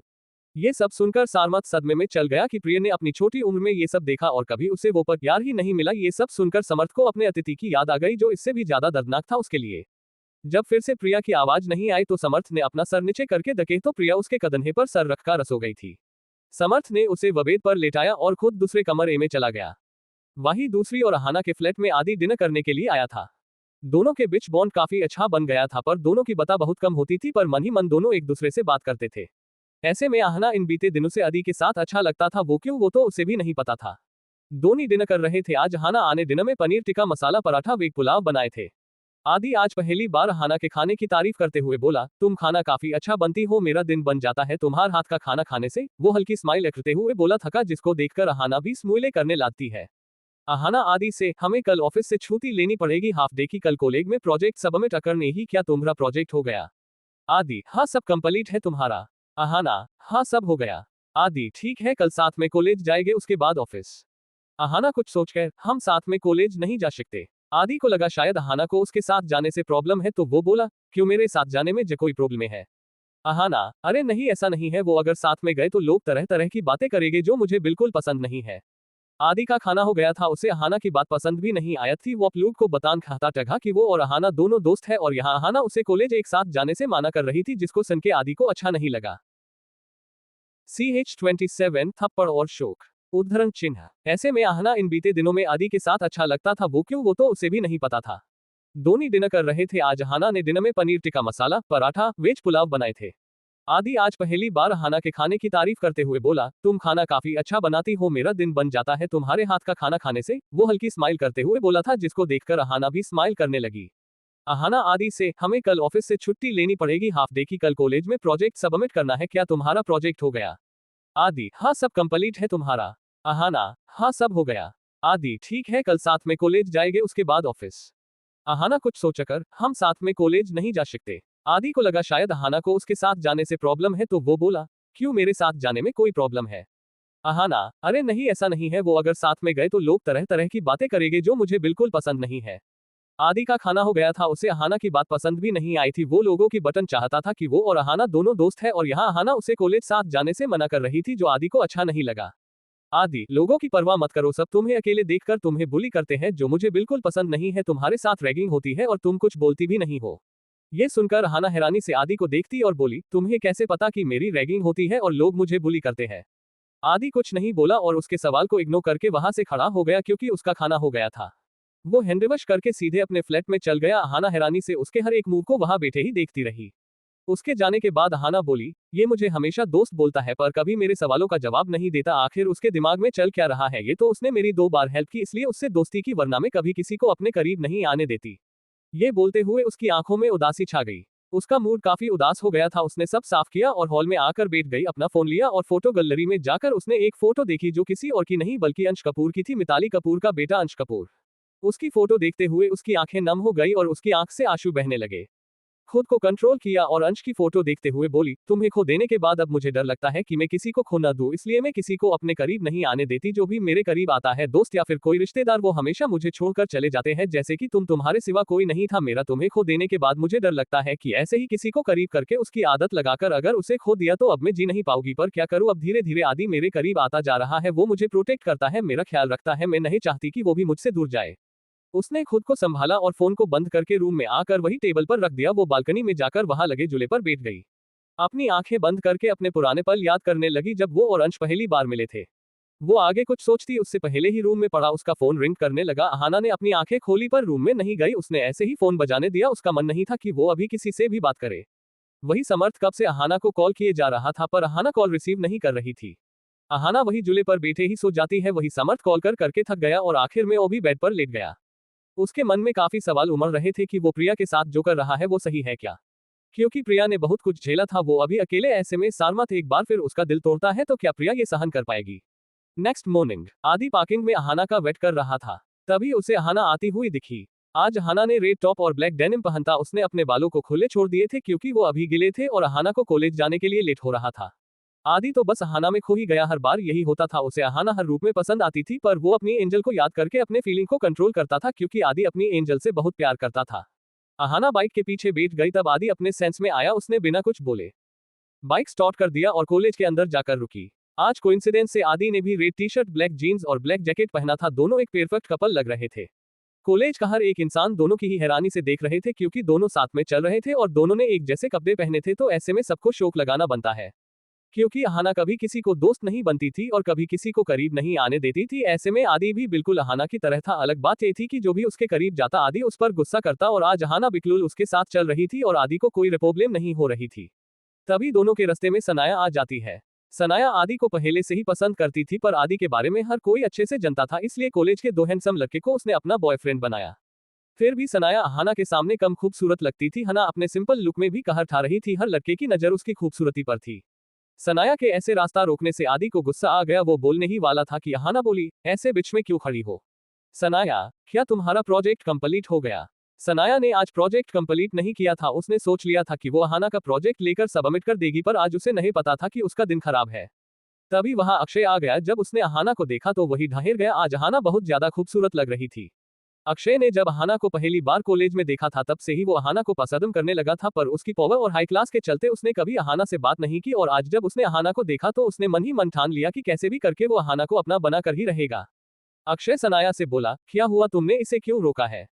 सैया, बेबी मैंने प्रोजेक्ट कंप्लीट नहीं किया, प्लीज तुम इसका प्रोजेक्ट ले लो ना। ये सुनकर अहाना और आदि दोनों को बहुत गुस्सा आया। अहाना ने इस प्रोजेक्ट के लिए बहुत मेहनत की थी, ऐसे में सनाया उसका प्रोजेक्ट छीनना चाहती थी। अहाना कुछ बोलती उससे पहले ही आदि बोल पड़ा, क्या तुम कॉलेज सिर्फ अपने बाप का पैसा दिखाने के लिए ही आती हो या फिर अपने बॉयफ्रेंड के साथ यहाँ डेट पर आती हो जो तुमने प्रोजेक्ट कंप्लीट नहीं किया? आदि की ऐसी इंसल्ट सुनकर सनाया को बहुत गुस्सा आया, पर वो आदि के सामने खुद को नीचा दिखाना नहीं चाहती थी। वो आदि को इम्प्रेस करना चाहती थी, इसलिए बोली, ओह आदि, तुम इस मिडिल क्लास लड़की के साथ क्या कर रहे हो? तुम्हें हमारे ग्रुप में आना चाहिए। और ये क्या, तुम तो कभी किसी को अपने पास नहीं आने देते, फिर तुम इस गवार के साथ क्या कर रही हो? उसने इतना ही बोला था कि एक तेज आवाज ग्राउंड में गूंज उठी। वो आवाज थप्पड़ की थी। सनाया का चेहरा एक तरफ झुका हुआ था, इसका मतलब साफ था कि किसी ने उसे थप्पड़ मारी है। जब सनाया ने अपने सामने देखा तो अहाना तेज गुस्से से उसे ही घूर रही थी। अहाना को सनाया की बात से बहुत गुस्सा आया था। उसने एक तेज चटकेरा थप्पड़ सनाया के गालों पर झट दी। अहाना का गुस्सा आउट ऑफ कंट्रोल हो गया था। उसने सनाया की बाजू पकड़कर उसे सीधा किया और बोली, मैं जैसी भी हूँ अपने दम पर हूँ, तुम्हारी तरह नहीं कि अपने बाप के पैसों पर रौब जमाओ, समझ गई? आगे से कभी मुझे गावर कहा तो मैं तुम्हें कहीं का नहीं छोड़ूंगी। कुछ बोलती नहीं, इसका मतलब ये नहीं कि मैं कमजोर हूँ, समझ गई? और रही प्रोजेक्ट की बात तो वो मैं तुम्हें नहीं देने वाली। बहुत घमंड है न पैसों का, तो पैसों की गड्डी किसकी भी तरफ फेंको, तुम्हारी चापलूसी करने के लिए सब तैयार हो जाएंगे अपना प्रोजेक्ट देने के लिए, समझ गई? पर आगे से कभी मेरा रास्ता रोका तो मुझसे बुरा कोई नहीं होगा। इतना बोलकर उसने आदि को देखा और बोली, चलो आदि। वही ग्राउंड में सारे स्टूडेंट्स जमा हो गए थे। अहाना का ये रूप देखकर सब हैरान रह गए। वही अक्षय तो एक पल के लिए अंदर तक कांप गया। वही सनाया के गाल सूज गए थे। अहाना की पांचों उंगलियां उसके चेहरे पर छप गई। उसे देखकर साफ पता चल रहा था कि अहाना कितनी स्ट्रोंग है। सनाया के होठों के कोने से खून भी निकल गया था।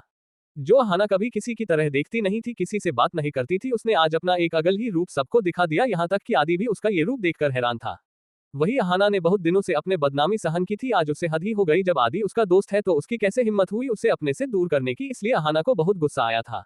वही श्रुति और रोहन ने ये सब दूर से देख लिया। रोहन तो लगभग बेहोश ही हो जाने वाला था। वो श्रुति से, क्या ये वही अहाना है जो पहले कॉलेज आया करती थी या फिर उसकी कोई जुड़वा है? श्रुति उसकी बाह पर चिमटी करते हुए बोली, वो हमारी ही अहाना है। आज तो मैं अहाना से और भी ज्यादा इंप्रेस हो गई। मुझे लगा था कि वो कमजोर है, पर नहीं, वो तो बहुत ज्यादा इंप्रेसिव और खतरनाक भी है। वही सारे स्टूडेंट्स खुश थे कि सनाया को थप्पड़ पड़ी, क्योंकि सनाया अपने पैसा का रौब जमकर सबको काफी परेशान करती थी। अक्षय को भी ये पसंद नहीं आता था, पर उसको अपने क्लास के चलते सनाया का साथ दिया था ताकि उसकी वैल्यू हमेशा ऊपर रहे। वो हमेशा अपनी पोजीशन के बारे में सोचता था। वो अपने क्लास के लोग को ही अपने करीब आने देता था, पर आज जब उसने फिर से अहाना को देखा तो उसने सोच लिया कि वो अब क्लास के बारे में नहीं सोचेगा, सिर्फ अपने बारे में सोचेगा और अहाना के करीब जाने की कोशिश करेगा। वही सनाया को बहुत तेज गुस्सा आया। उसने मन ही मन ठान लिया कि वो अब अहाना को किसी भी हालत में नहीं छोड़ेगी, और इसलिए उसने एक प्लान भी बना लिया था। वही दूसरी ओर अहाना और आदि क्लास में अपने अपने बेंच पर बैठ गए।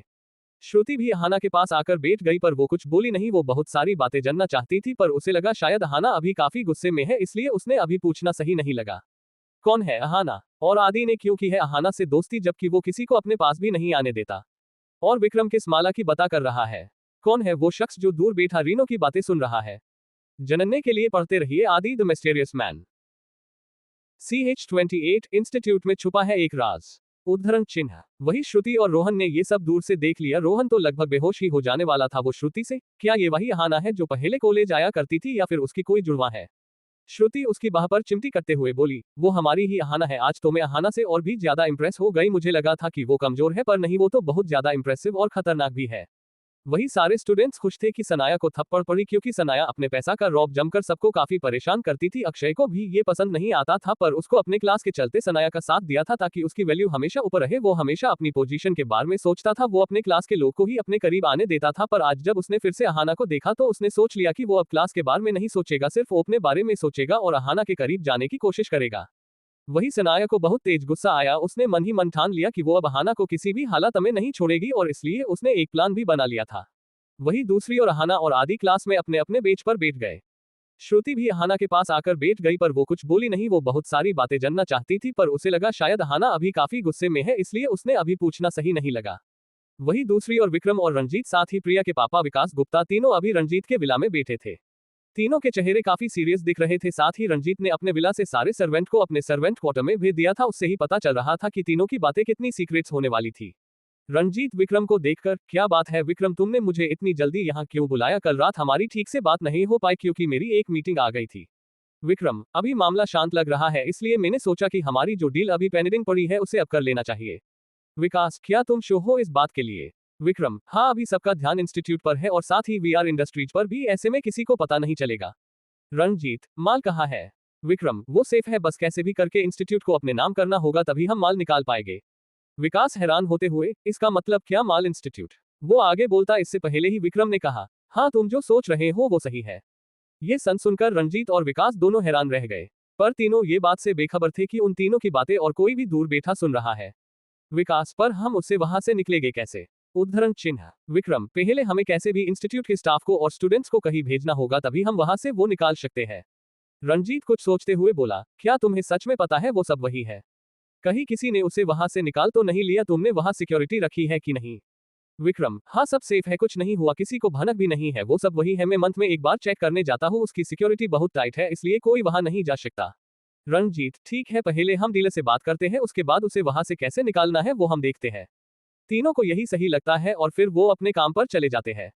वही दूर बैठा इंसान और कोई नहीं वही था जो विक्रम का टॉप इन्वेस्टर था और अपने असिस्टेंट से कहकर सब काम करवा रहा था। उसका नाम आदित्य रॉय था और ये वही इंसान है जो विक्रम का टॉप इन्वेस्टर है। विक्रम के बिजनेस डूबने से उसको कोई नुकसान नहीं पहुंचने वाला था, इसलिए वो विक्रम को पूरी तरह बर्बाद करना चाहता है। उम्र 25 साल, दिखने में टोल और हैंडसम, बट उसका चेहरा काफी सस्पिशियस है। वो किसी को दिखाता नहीं सिवाय अपने असिस्टेंट के, और वो अपने असिस्टेंट के थ्रू सब काम करवाता है। वो सारी मीटिंग ऑनलाइन करता है। उसका बिजनेस पूरे वर्ल्ड में फैल चुका है। वो काफी साल से पेरिस में ही रह रहा है, वहां उसकी में एजेंसी है जो पूरी दुनिया में फैली हुई है। उसका नाम हर एक फील्ड में लिया जाता है, कोई भी ऐसा बिजनेस नहीं है जो उसका न हो। उसने सब बिजनेस ओपन किए हैं, multinational, textile, real estate, branded cars, bikes, sports, हर एक फील्ड में उसका बिजनेस है। यहाँ तक कि उसकी entertainment industries, fashion industries, hotels, न जान क्या क्या ही उसका बिजनेस है। पर वो अपना चेहरा किसी को नहीं दिखाता। आज तक किसने उसे नहीं देखा, कैसा दिखता है कोई नहीं जानता, पर उसके नाम से ही लोग समझ जाते हैं कि वो एक ब्रांड है। पर इन सबके पीछे भी सबकी सिर्फ एक गलतफहमी है जो आगे चलकर पता चलेगा। आदित्य अपनी केबिन में बैठा था, तभी उसका असिस्टेंट आकर बोला, जी सर, आपने बुलाया? आदित्य का एक आदमी रंजीत के घर पर ही काम कर रहा था, वो भी जासूसी के लिए। उसने रंजीत के घर में हर एक जगह खुफिया कैमरेस लगाए थे जिसके बारे में रंजीत को भनक भी नहीं थी। आदित्य सब देखने और सुनने एक के बाद अपने असिस्टेंट को अपनी केबिन में बुलाया। असिस्टेंट, जी सर। आदित्य, विक्रम इंस्टीट्यूट से सबको कुछ दिनों के लिए भगाने वाला है क्योंकि इंस्टीट्यूट के नीचे छुपा माल वो बाहर निकालने के बारे में सोच रहा है। अपने आदमियों को कहकर उसे ये सारी इंफॉर्मेशन भिजवा दो, अब वो ही कुछ करेगा जो भी करना है। असिस्टेंट, ओके सर, हो जाएगा। वही आदि और अहाना क्लास में थे, प्रोजेक्ट सबमिट हो गया था। अब तक श्रुति और रोहना दोनों में से अहाना से कुछ नहीं बोले क्योंकि आज दोनों अहाना के गुस्से वाले लुक से काफी घबरा गए थे। वही आदि आज काफी अच्छे मूड में था, वो यही चाहता था कि अहाना ऐसे जिए बेखौफ होकर और हमेशा मुसीबतों का सामना डर के नहीं बल्कि हिम्मत से करे। कॉलेज में प्रोजेक्ट सबमिट हो जाने के बाद वो तीनों कैंटीन की ओर जाते हैं। अहाना को ऑफिस जाना था इसलिए उसने पहले कुछ खाना ठीक समझा, ऑफिस जाकर वर्कलोड होने की वजह से वो कुछ खा नहीं पाएगी। रोहन, श्रुति और अहाना कैंटीन में आते हैं, उसके साथ आदि भी था जो उसके पीछे चल रहा था। आदि भी कैंटीन में आकर अहाना की बगल में बैठ जाता है। ये देखकर अहाना के सिवा वहां खड़ा हर एक स्टूडेंट हैरान रह जाता है क्योंकि आज पहली बार था जो आदि सामने से किसी के पास गया हो। वही अहाना को कोई फर्क नहीं पड़ा क्योंकि अब तो उसे आदत हो गई थी।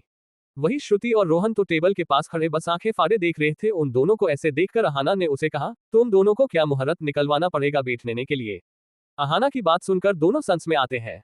वही श्रुति कब से अहाना से कुछ पूछना चाह रही थी पर वो बोल नहीं पा रही थी और ये बात अहाना बखूबी समझ रही थी। उसने अपने प्लेट में पड़े वेज सैंडविच की बाइट लेते हैं कहा, जो पूछना है पूछो। श्रुति यही मौके का इंतजार रही थी इसलिए वो बोली, यार आज तुमने कमाल कर दिया, उस चुड़ैल को क्या सबक सिखाया है? ये सुनकर अहाना और आदि दोनों श्रुति को घूरकर देखने लगे क्योंकि आज श्रुति काफी वियर्ड लैंग्वेज बोल कर रही थी। श्रुति दोनों को अपनी तरफ ऐसे देखता पाकर बोली, तो और क्या बोलूं, वो है ही ऐसी, मुझे वो जरा भी पसंद नहीं है। ये सुनकर रोहन जोर जोर से हंसने लगा। अहाना, मैं कुछ बोलती नहीं, इसका मतलब ये तो नहीं कि वो सर पर बैठकर नाचने लगेंगे। रोहन, यार तुमने कमाल कर दिया था, आज तो सबके होश ही उड़ गए। जो लोग तुम्हें परेशान कर रहे थे वो अब से तुमसे कभी पंगा नहीं लेंगे, वरना उसे भी तुम्हारे हाथ एक कान के नीचे पड़ेगा। ये सुनकर अहाना भी हल्का मुस्कुरा देती है। उसे ऐसे देखकर श्रुति ने उसका हाथ पकड़कर बोली, यार ऐसे ही रहना, वो पहले जैसी अहाना मत बन जाना वरना लोग तुम्हारा फायदा ही उठाएंगे। हमेशा चुप रहे वालों की लोग परेशान करते रहते हैं और फायदा उठाकर चले जाते हैं। अहाना ने उसके हाथ पर हाथ रखकर बोली, डोंट वरी, अभी तक कोई भी मेरा फायदा उठाने में कामयाब नहीं हुआ है। रोहन, ये हुई न बात। वही आदि गौर से सब देख रहा था। वो देख पा रहा था कि अहाना अब धीरे धीरे सबसे घुल मिलने लगी है, इसलिए उसको भी अच्छा लगा। सब लंच करते हैं, उसके बाद आदि अहाना से, अब हमें चलाना चाहिए, ऑफिस के लिए लेट हो रहा है। अहाना अपना सर हाँ में हिला देती है और रोहन और श्रुति को बाय कहकर निकल जाती है। आदि और अहाना बाइक पर ऑफिस आते हैं। वही ऑफिस में समर्थ को पता था कि आज अहाना ऑफिस दोपहर को आने वाली है, पर दोपहर के 12 बजने आए थे, अब तक अहाना नहीं आई थी और समर्थ को उससे बहुत जरूरी बात करनी थी, इसलिए वो कब से अहाना का वेट कर रहा था। उससे अब रहा नहीं गया, इसलिए उसने अहाना को कॉल किया। तभी केबिन का डोर नॉक हुआ। समर्थ ने ऐसे ही फोन में देखते हुए कहा, कम इन। तभी केबिन में अहाना इंटर हुए और बोली, जी सर, आप मुझे कॉल कर रहे थे, कोई काम था? अहाना की आवाज सुनकर समर्थ ने अपना सर ऊपर करके देखा तो अहाना वहां खड़ी थी। सारमत सोफे पर बैठते हुए अहाना से कहा, ये सर वर छोड़ो और यहाँ बैठो, कुछ बताना है तुम्हें। समर्थ बेचैनी से अहाना से बोला, तुम जो कह रही थी वो सही था। प्रिया के डैड अपने फायदे के लिए प्रिया की शादी मुझसे करा रहे हैं, प्रिया का कोई लेना देना नहीं है। ये सुनकर अहाना हैरानी से समर्थ को देखते हुए बोली, पर तुम इतने शो कैसे हो, एक दिन में तुम्हें ये सब किस पता चला? समर्थ, मैं कल रात से तुम्हें यही बताने के लिए कॉल कर रहा था। अहाना, मैंने कितनी बार कहा है कि मुझे कॉल मत करना, अगर किसी ने देख लिया तो सब खराब हो जाएगा, तुम्हें ये बात समझ नहीं आती? समर्थ उसका हाथ पकड़कर उसे सोफे पर बताते हुए बोला, अरे यार रिलैक्स, में जो कह रहा हूँ वो सुनो। अहाना, बोलो। समर्थ, कल मैंने सोचा कि प्रिया को थोड़ा प्यार से सब पूछूं, इसलिए मैंने उसे अपने फ्लैट में बुलाया था डिनर के लिए, पर मैंने नहीं सोचा था ये सब इतनी जल्दी हो जाएगा। मैं धीरे धीरे करके सब उगलवाना चाहता था, पर कल डिनर के वक्त प्रिया ने बहुत ज्यादा वाइन पी ली, क्योंकि वो काफी उदास थी। फिर नशे में उसने सब बताया कि उसके साथ क्या हुआ था। ऐसे में सारमत उसे कल रात प्रिया के साथ जो भी बात हुई वो सब अहाना को बता देता है। ये सुनकर अहाना काफी हैरान रह गई। अहाना समर्थ से, मैंने तुम्हें पहले ही कहा था कि प्रिया का इन सब में कोई लेना देना नहीं है, वो इनोसेंट है। समर्थ अपना सर पकड़कर, हाँ मुझे भी कल ही पता चला, अब मुझे समझ नहीं आ रहा कि मैं क्या करूं। अहाना समर्थ को देखकर गुस्से से बोली, अभी ये सब सोचने का वक्त नहीं है, अभी अपने मिशन पर ध्यान दो। तुम्हें और कुछ पता चल कि तुम दोनों की शादी तुम्हारे डेट क्यों करा रहे हैं, कोई तो वजह होगी ना? सारमत, हाँ कल रात डिनर पर डेट कह रहे थे कि मेरी शादी वो बहुत ज्यादा ग्रैंड तरीके से कराना चाहते हैं, जहां वो सब गेस्ट को सोने के बिस्किट देने का कह रहे थे। ये सुनकर अहाना हैरान रह गई। उसने शॉक्ड होते हुए कहा, व्हाट? सरमत, यही मुझे समझ नहीं आ रहा कि वो ये सब क्यों कर रहे हैं, जबकि वो तो मुझे। उसने आगे की बात ऐसे ही अधूरी छोड़ दी। अहाना उसकी बात समझ गई कि वो क्या कहना चाहता है। CH29 दर्दनाक पास्ट और आदि ने बिछाई जाल। उद्धरण चिन्ह। समर्थ, मैं कल रात से तुम्हें यही बताने के लिए कॉल कर रहा था। अहाना, मैंने कितनी बार कहा है कि मुझे कॉल मत करना, अगर किसी ने देख लिया तो सब खराब हो जाएगा, तुम्हें ये बात समझ नहीं आती? समर्थ उसका हाथ पकड़कर उसे सोफे पर बताते हुए बोला, अरे यार रिलैक्स, में जो कह रहा हूँ वो सुनो। अहाना, बोलो। समर्थ, कल मैंने सोचा कि प्रिया को थोड़ा प्यार से सब पूछूं, इसलिए मैंने उसे अपने फ्लैट में बुलाया था डिनर के लिए, पर मैंने नहीं सोचा था ये सब इतनी जल्दी हो जाएगा। मैं धीरे धीरे करके सब उगलवाना चाहता था, पर कल डिनर के वक्त प्रिया ने बहुत ज्यादा वाइन पी ली, क्योंकि वो काफी उदास थी। फिर नशे में उसने सब बताया कि उसके साथ क्या हुआ था। ऐसे में सारमत उसे कल रात प्रिया के साथ जो भी बात हुई वो सब अहाना को बता देता है। ये सुनकर अहाना काफी हैरान रह गई। अहाना समर्थ से, मैंने तुम्हें पहले ही कहा था कि प्रिया का इन सब में कोई लेना देना नहीं है, वो इनोसेंट है। समर्थ अपना सर पकड़कर, हाँ मुझे भी कल ही पता चला, अब मुझे समझ नहीं आ रहा कि मैं क्या करूं। अहाना समर्थ को देखकर गुस्से से बोली, अभी ये सब सोचने का वक्त नहीं है, अभी अपने मिशन पर ध्यान दो। तुम्हें और कुछ पता चल कि तुम दोनों की शादी तुम्हारे डेट क्यों करा रहे हैं, कोई तो वजह होगी ना? सारमत, हाँ कल रात डिनर पर डेट कह रहे थे कि मेरी शादी वो बहुत ज्यादा ग्रैंड तरीके से कराना चाहते हैं, जहां वो सब गेस्ट को सोने के बिस्किट देने का कह रहे थे। ये सुनकर अहाना हैरान रह गई। उसने शॉक्ड होते हुए कहा, व्हाट? सरमत, यही मुझे समझ नहीं आ रहा कि वो ये सब क्यों कर रहे हैं, जबकि वो तो मुझे। उसने आगे की बात ऐसे ही अधूरी छोड़ दी। अहाना उसकी बात समझ गई कि वो क्या कहना चाहता है। थोड़ी देर समर्थ के साथ कुछ बात करके अहाना अपने केबिन में चली गई। आज उसका और समर्थ का दिन बहुत ज्यादा बिजी होने वाला था, क्योंकि आज एक बहुत इंपॉर्टेंट मीटिंग थी, इसमें विक्रम भी ज्वाइन होने वाला था। वही दूसरी और आदि विक्रम की मीटिंग की तैयारी कर रहा था, तभी उसके फोन पर एक कॉल आया। उसने कॉलर id देखी तो एक पल के लिए गुस्सा हो गया, फिर खुद को शांत किया और उसने अपने आसपास देखा। वैसे तो वो केबिन में था, पर वो शो होना चाहता था कि कोई आसपास तो नहीं है। आदि ने सब सही देखकर कॉल रिसीव किया और बोला, क्यों कॉल किया है? सामने से एक आदमी की आवाज आई, क्या मैं तुम्हें कॉल भी नहीं कर सकता, इतना हक तो है मुझे? आदि, मैंने पहले भी कहा था कि मुझे कॉल मत करना, फिर भी तुमने कॉल किया, अब क्या प्रॉब्लम आ गई जो तुमने कॉल किया है? सामने से, प्लीज आदि ऐसे क्यों बात कर रहा है, मैं उसके लिए बहुत ज्यादा गिल्टी फील कर रहा हूँ, अब तो माफ कर दो, उस बात को पूरे 15 साल हो गए, अब तो मुझे माफ कर दो। आदि, तुम्हारे लिए सब नॉर्मल होगा, पर मेरे लिए नहीं है, तुम्हारी वजह से मेरी एंजल, मेरे मोम डैड मुझसे दूर हो गए। सामने से, आदि, भूलो मत, वो मेरे भी कुछ लगते थे। आदि गुस्से से, ओह रियली, अगर ऐसा था तो तुम उस दिन ये सब नहीं करते। सामने से, आदि तब मैं छोटा था, मुझे इतनी समझ नहीं थी और मैं थोड़ी जानता था कि ये सब हो जाएगा। आदि, तुम्हें वो सब नहीं करना चाहिए था, अब आगे से कभी मुझे कॉल मत करना, समझ गए। सामने से, आदि मुझे एक काम था, मुझे एक क्लू मिला है, वही बताने के लिए तुझे कॉल किया। आदि, तुम कब से उस बात की तहकीकात करने लगे? सामने से, प्लीज आदि मुझे और गिल्टी फील मत करवाओ, मैं भी उस गुनहगार को सजा दिलाना चाहता हूँ, इसलिए मैंने काफी पता करवाया है, इंस्टीट्यूट से वो लोग माल निकलने के बारे में सोच रहे हैं, विक्रम ने एक डीलर से डील की है जो उस माल की 5 गुना रकम दे रहा है, कैसे भी करके उससे पहले वो सब तुम निकालो, वैसे भी इंस्टीट्यूट उसके नाम पर नहीं है, पर अभी ये बात किसी को नहीं पता है, इसलिए विक्रम उसका फायदा उठा सकता है। ये सुनकर आदि का गुस्सा गायब हो गया, पर अभी भी वो उस आदमी से काफी गुस्सा था, पर उसके लिए ये इन्फॉर्मेशन बहुत ज्यादा इंपॉर्टेंट थी, इसलिए वो बोला, और कोई खबर? सामने से, नहीं बस यही बताना था, और कोई इन्फॉर्मेशन मिलेगी तो तुम्हें कांटेक्ट करूंगा। आदि, तुम्हें वो सब करने की जरूरत नहीं है, मेरे असिस्टेंट को बता देना, वो मुझे बता देगा, आगे से तुम कभी कॉल मत करना। आदि बिना उसकी बात सुने कॉल कट कर देता और अपने फोन को डेस्क पर फेंक देता है और चेयर पर अपना सर टेक कर आंखें बंद करके 15 साल पहले ही बात याद करने लगता है। फ्लैशबैक, 2 लड़के और एक लड़की रात में गार्डन में खेल रहे थे। वो दोनों लड़के एक जैसे दिखते थे, वो जुड़वा थे, दोनों में से किसी को पहचानना मुश्किल था कि कौन कौन है और किसका नाम क्या है। और एक लड़की दोनों से 3 साल छोटी थी। वो दोनों लड़के 7 साल के थे और वो छोटी लड़की 4-5 साल की। वो छोटी सी लड़की एक लड़के की गोद में बैठी थी और दूसरा लड़का उसे मना रहा था क्योंकि उस लड़के और उस छोटी लड़की के बीच कैंडी को लेकर बहस हो रही थी। तभी वहां पर 2 औरत और 2 आदमी आए। उसने देखकर लग रहा था कि वो 2 कपल है और वो दोनों के बच्चे उसी दोनों कपल के थे, एक की लड़की थी तो दूसरे कपल के 2 लड़के थे। तभी वो जो लड़का उस लड़की को मना रहा था वो अपने डेड से कहता है, डेड देखो ना, एंजल मुझसे मान ही नहीं रही है। वही वो एंजल मुंह लटकाकर उस लड़के की गोद में बैठी ही रही। तभी उस लड़के के डेड घुटनों के बल बैठकर एंजल के चेहरे को पकड़ कहा, तो अब हमारी एंजल को मनाने के लिए हम क्या करें जिससे हमारी एंजल की नाराजगी खत्म हो जाए? एंजल ने उस आदमी को देखकर कहा, अंकल अगर मुझे आइसक्रीम खिलाया तो ही मैं मनूंगी और उससे बात करूंगी। वो उस लड़के की ओर इशारा करते हुए बोली जो उससे मना रहा था, वही जो लड़का एंजल को गोद में लेकर बैठा था, वो गौर से एंजल की क्यूट सी नाराजगी देख रहा था। तभी वो लड़का बोला, क्या तुम मान जाओगी अगर मैंने तुम्हें आइसक्रीम खिलाया तो? तो एंजल ने उस लड़के को देखा जिसके गोद में वो बैठी थी। वो लड़का एंजल से बोला, एंजल अगर तुमने अभी आइसक्रीम खाई तो तुम्हें खांसी हो जाएगी, अभी ठंड है देखो। तो एंजल उसकी बात सीधे मान गई, वो बोली, अगर मेरे प्रिंस ने कहा है कि मुझे खांसी हो जाएगी तो मैं कल दिन में आइसक्रीम खाऊंगी, अब तो ठीक है ना प्रिंस? प्रिंस वही जो उस लड़की को गोद में लेकर बैठा था, उसने कहा, हाँ। तभी वो दूसरा लड़का बोला, नहीं मुझे अभी आइसक्रीम खानी है, अब मेरा मन है, चलो ना माँ डेड हम कहीं बाहर जाते हैं आइसक्रीम खाने। ये सुनकर प्रिंस को गुस्सा आ गया, वो नहीं चाहता था कि उसकी वजह से एंजल जिद करे। प्रिंस उन तीनों में से ज्यादा समझदार था और उम्र से भी ज्यादा मैच्योर था। उस लड़के की जिद के आगे सब झुक गए, वो लड़का काफी जिद्दी था। वही प्रिंस का मन ही नहीं कर रहा था कि वो सबके साथ आइसक्रीम खाने जाए। वही एंजल उससे जिद करने लगी कि तुम भी चलो, पर प्रिंस उन सबके साथ नहीं गया। अभी रात के 10 बज रहे थे। एंजल के माँ पापा और प्रिंस के माँ डेड और उसका भाई आइसक्रीम खाने के लिए चले गए। वही प्रिंस अकेला घर पर रहा। काफी देर हो गई पर कोई वापस नहीं आया, तभी उसके घर पर उसके दादाजी आए।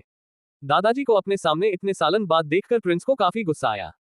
क्योंकि प्रिंस के माँ डेड ने लव मैरिज की थी, वो दोनों शादी करना चाहते थे पर दादाजी नहीं माने क्योंकि प्रिंस के डेड बड़े बिजनेसमैन के बेटे थे, वही उसकी माँ एक मिडिल क्लास फैमिली से थी और दादाजी को वो मंजूर नहीं था कि मिडिल क्लास की बहू उसके घर में आए, इसलिए प्रिंस के डेड ने दादाजी से रिश्ते तोड़कर अपने बिजनेस का भाग लेकर शादी करी। पर जब दादाजी को 6 साल बाद पता चला कि उसके बेटे के 2 जुड़वा बच्चे हुए हैं तो उसकी खुशी का कोई ठिकाना नहीं रहा, इसलिए वो सबसे मिलने के लिए आ गए और अपनी बहू को अपने घर ले जाने आ गए। उनकी नाराजगी भी खत्म हो गई थी।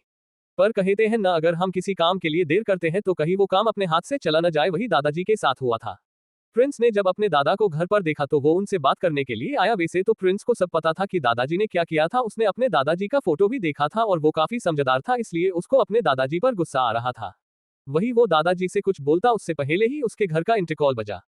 प्रिंस ने अपने दादा को इग्नोर किया और कॉल रिसीव किया। सामने से जो भी कहा वो प्रिंस की जिंदगी उजाड़ने के लिए काफी था। शौक से उसका फोन हाथ से गिर गया, सामने से आवाज आती रही। जब उसके दादा ने ये सब देखा तो उन्होंने ने जल्दी से कॉल रिसीव किया, तो सामने से जो कहा गया वो उनकर दादाजी लड़खड़ा गए। उन्होंने ने जल्दी से कॉल कट किया और प्रिंस से कहा, बेटा चलो हम वहां चलते हैं। प्रिंस को भी कैसे भी करके वहां जाना था। वो अपने दादाजी के साथ उसके गार्ड्स के साथ वहां से कार से चला गया। थोड़ी देर में उनकी कार एक पुरानी फैक्ट्री के सामने रुकी। दादाजी और प्रिंस जल्दी से अंदर गए तो अंदर का नजारा दोनों का दिल दहलाने के लिए काफी था। दादाजी वहीं पर चक्कर खाकर गिर गए। प्रेजेंट यही सब सोचते हुए आदि को घबराहट होने लगी, उसका चेहरा पसीने से भीग चुका था। उसने जल्दी से खुद को ठीक किया और काम करने लगा। फिर कुछ सोच का उसने किसी को कॉल किया। सामने से, एस बॉस आदि। आज विक्रम एक प्रोजेक्ट टेक ओवर करने वाला है और उसके साथ कई सारी कंपनी भी आने वाली है। तुम कैसे भी करके उसके प्रोजेक्ट को कैंसिल करवाओ और विक्रम के अपकमिंग प्रोजेक्ट को भी चोरी का इल्जाम लगाकर उसको कैंसिल करवाओ। और ये सारी बात कल न्यूज में चाहिए कि विक्रम प्रोजेक्ट चोरी करके रिप्रेजेंट करता है। सामने से ओके बॉस हो जाएगा। आदि कॉल कट करके, अब देखना कैसे मैं तुम्हें बर्बाद करता हूँ। तुमने मेरी जिंदगी उजाड़ दी और मेरे जीने का मकसद तुमने मुझसे छीन लिया है। तुम्हें मैं ऐसी डरनाक मौत दूंगा कि दुनिया की रूह कांप जाएगी। तुम्हारे साथ जो भी है उन सबको एक एक करके तुमसे अलग कर दूंगा। और वो फोन में किसी को कुछ मैसेज करता है। वही फॉरेन से एक डीलर आने वाले थे और आज काफी बड़ी मीटिंग होने वाली थी जिसमें जिसका भी प्रोजेक्ट अच्छा होगा उसको ये डील मिलने वाली थी और इस डील से वो काफी ऊंचाई पर जा सकते थे। इसलिए विक्रम ने इस डील को पाने के लिए काफी लोगों को पैसे भी खिलाए थे। उसे ये प्रोजेक्ट कैसे भी करके चाहिए था। इससे उसका बिजनेस सिर्फ इंडिया में ही नहीं बल्कि पूरे कंट्री में भी ऊंचाई पर जाने वाला था। मीटिंग में सब आ गए थे, विक्रम भी आ गया था। सब समर्थ और डीलर आने को बाकी थे। आखिर कौन है प्रिंस और कौन है एंजल? आखिर क्या देखा था प्रिंस ने और क्या हुआ उसके दादाजी को जो बेहोश हो गए? आखिर कौन था वो इंसान जिसकी वजह से आदि ने अपनी एंजल को खोया? जानने के लिए पढ़ते रहिए आदि द मिस्टीरियस मैन। CH30 आदि और अहाना। उद्धरण चिन्ह। अब तक जब उसके दादा ने ये सब देखा तो उन्होंने ने जल्दी से कॉल रिसीव किया तो सामने से जो कहा गया वो उनकर दादाजी लड़खड़ा गए। उन्होंने ने जल्दी से कॉल कट किया और प्रिंस से कहा, बेटा चलो हम वहां चलते हैं। प्रिंस को भी कैसे भी करके वहां जाना था। वो अपने दादाजी के साथ उसके गार्ड्स के साथ वहां से कार से चला गया। थोड़ी देर में उनकी कार एक पुरानी फैक्ट्री के सामने रुकी। दादाजी और प्रिंस जल्दी से अंदर गए तो अंदर का नजारा दोनों का दिल दहलाने के लिए काफी था। दादाजी वहीं पर चक्कर खाकर गिर गए। प्रेजेंट यही सब सोचते हुए आदि को घबराहट होने लगी। उसका चेहरा पसीने से भीग चुका था। उसने जल्दी से खुद को ठीक किया और काम करने लगा। फिर कुछ सोचकर उसने किसी को कॉल किया। सामने से, एस बॉस आदि, आज विक्रम एक प्रोजेक्ट टेक ओवर करने वाला है और उसके साथ कई सारी कंपनी भी आने वाली है। तुम कैसे भी करके उसके प्रोजेक्ट को कैंसिल करवाओ और विक्रम के अपकमिंग प्रोजेक्ट को भी चोरी का इल्जाम लगाकर उसको कैंसिल करवाओ। और ये सारी बात कल न्यूज में चाहिए कि विक्रम प्रोजेक्ट चोरी करके रिप्रेजेंट करता है। सामने से, ओके बॉस हो जाएगा। आदि कॉल कट करके, अब देखना कैसे मैं तुम्हें बर्बाद करता हूँ। तुमने मेरी जिंदगी उजाड़ दी और मेरे जीने का मकसद तुमने मुझसे छीन लिया है। तुम्हें मैं ऐसी डरनाक मौत दूंगा कि दुनिया की रूह कांप जाएगी। तुम्हारे साथ जो भी है उन सबको एक एक करके तुमसे अलग कर दूंगा। और वो फोन में किसी को कुछ मैसेज करता है। वही फॉरेन से एक डीलर आने वाले थे और आज काफी बड़ी मीटिंग होने वाली थी जिसमें जिसका भी प्रोजेक्ट अच्छा होगा उसको ये डील मिलने वाली थी और इस डील से वो काफी ऊंचाई पर जा सकते थे। इसलिए विक्रम ने इस डील को पाने के लिए काफी लोगों को पैसे भी खिलाए थे। उसे ये प्रोजेक्ट कैसे भी करके चाहिए था। इससे उसका बिजनेस सिर्फ इंडिया में ही नहीं बल्कि पूरे कंट्री में भी ऊंचाई पर जाने वाला था। मीटिंग में सब आ गए थे, विक्रम भी आ गया था। सब समर्थ और डीलर आने को बाकी थे। अब आगे समर्थ और अहाना लिफ्ट से आ रहे थे। समर्थ अहाना से, क्या हम इससे किसी और को दिलवा सकते हैं? अहाना, नहीं अभी बहुत देर हो चुकी है और हमारे पास कोई ऐसी डिटेल्स नहीं है जिससे हम किसी को प्रोजेक्ट दिलवा सके। और इस प्रोजेक्ट के मिलने के बाद विक्रम औरत भी स्तोरन बन जाएगा क्योंकि फोरे की पावर भी उसके हाथ में आ जाएगी। समर्थ, बाकासी भी करके विक्रम को ये प्रोजेक्ट न मिले। हम उसे बर्बाद होते हुए देखना चाहते हैं। ऐसे में उसको प्रोजेक्ट मिल गया तो। दोनों काफी धीरे से बात कर रहे थे ताकि में दोनों की बात रिकॉर्ड ना हो। और वैसे भी समर्थ पर तो कोई शक करने वाला नहीं था क्योंकि वो विक्रम का बेटा था। वहीं मीटिंग हॉल में डीलर भी आ गए थे। समर्थ अभी नहीं आया था। टॉप विक्रम ने आदि को पास बुलाया जो उसके बाजू वाली सीट पर आर ही बैठा था। विक्रम आदि से अजक देखो समर्थ कलह रह गया। आदि कहरा होने ही वाला था कि मीटिंग हॉल का डोर ओपन हुआ और समर्थ और अहाना इंटर हुए। विक्रम की बाजू वही सीट पर समर्थ बैठ गया, उसके बाजू में अहाना बैठ गई। बैकस्लैश अभी अहन और आदि एकदम सामने बैठे थे। उसके साथ कई सारी कंपनी आई हुई थी जो इस डील को पाना चाहते थे पर आज सबका शंटाटीन होने वाला अर्थात जिसका भी अच्छा होगा डील उसी को मिलने वाली थी। ऐसी 5 कंपनी आई हुई थी, उसमें से के आदित्य रॉय की कंपनी का भी प्रोजेक्ट था जिसके बारे में किसी को नहीं पता था। बारी बारी प्रेजेंटेशन देने लगते हैं। ऐसे में 3 प्रेजेंटेशन हो गए थे। आखिर आदित्य रॉय का प्रेजेंटेटो और विक्रम का बाकी था। आदि विक्रम का प्रेजेंटेटो देने के लिए खड़े होता है कि वो डीलर उससे कहता ही, मिस्टर राठौड़ आपसे पहले मैं A3 इंडस्ट्रीज का प्रेजेंटेशन देखना चाहूंगा क्योंकि उनका प्रेजेंटेशन मैंने पहले भी देखा है और काफी अच्छा भी है। उसके बाद आपका देखूंगा, जिसका भी प्रेजेंटेशन अच्छा होगा डील उसी को मिलेगी। विक्रम को काफी खटका कि उसे इग्नोर किया गया पर यहाँ पावर और पैसों की बात थी इसलिए विक्रम मने शांत रहन ही ठीक समझा। वहीं मीटिंग हॉल में काफी अंधेरा था, कोई किसी जगह चेहरे को देख नहीं पर रहे थे। वहीं आदि के चेहरे पर ईविल स्माइल थी और अहाना से वो छुपी नहीं पर वो कॉन्फ्यूज हो गई कि आखिर आदि ऐसे स्माइल क्यों कर रहा है। मीटिंग में काफी अंधेरा था फिर भी अहन ने आदि के चेहरे की ईविल स्माइल को नीतेक कर लिया था। इंडस्ट्रीज का प्रेजेंटेटो शुरू हुआ। जैसे जैसे प्रेजेंटेटो आगे बढ़ रहा था विक्रम गुस्से से भर रहा था। उसके साथ समर्थ और अहाना हिरनी से सबा देख रहे थे। समर्थ मन में, आखिर ये सब कौन कर सकता है, जो भी है जरूर वो विक्रम को बर्बाद करना चाहता है। विक्रम मन में, किसकी इतनी हिम्मत हुई कि ऐसा किया। वो विक्रम प्रेजेंटेटो को देखा काफी गुस्सा था क्योंकि थिक उसके जैसे ही पर प्रेजेंटेटो न ने द्वितीय था। सामने प्रेजेंटेशन था और उसमें काफी एडिटिंग भी की गई थी जो प्रेजेंटेशन को और भी अच्छा बना रही थी।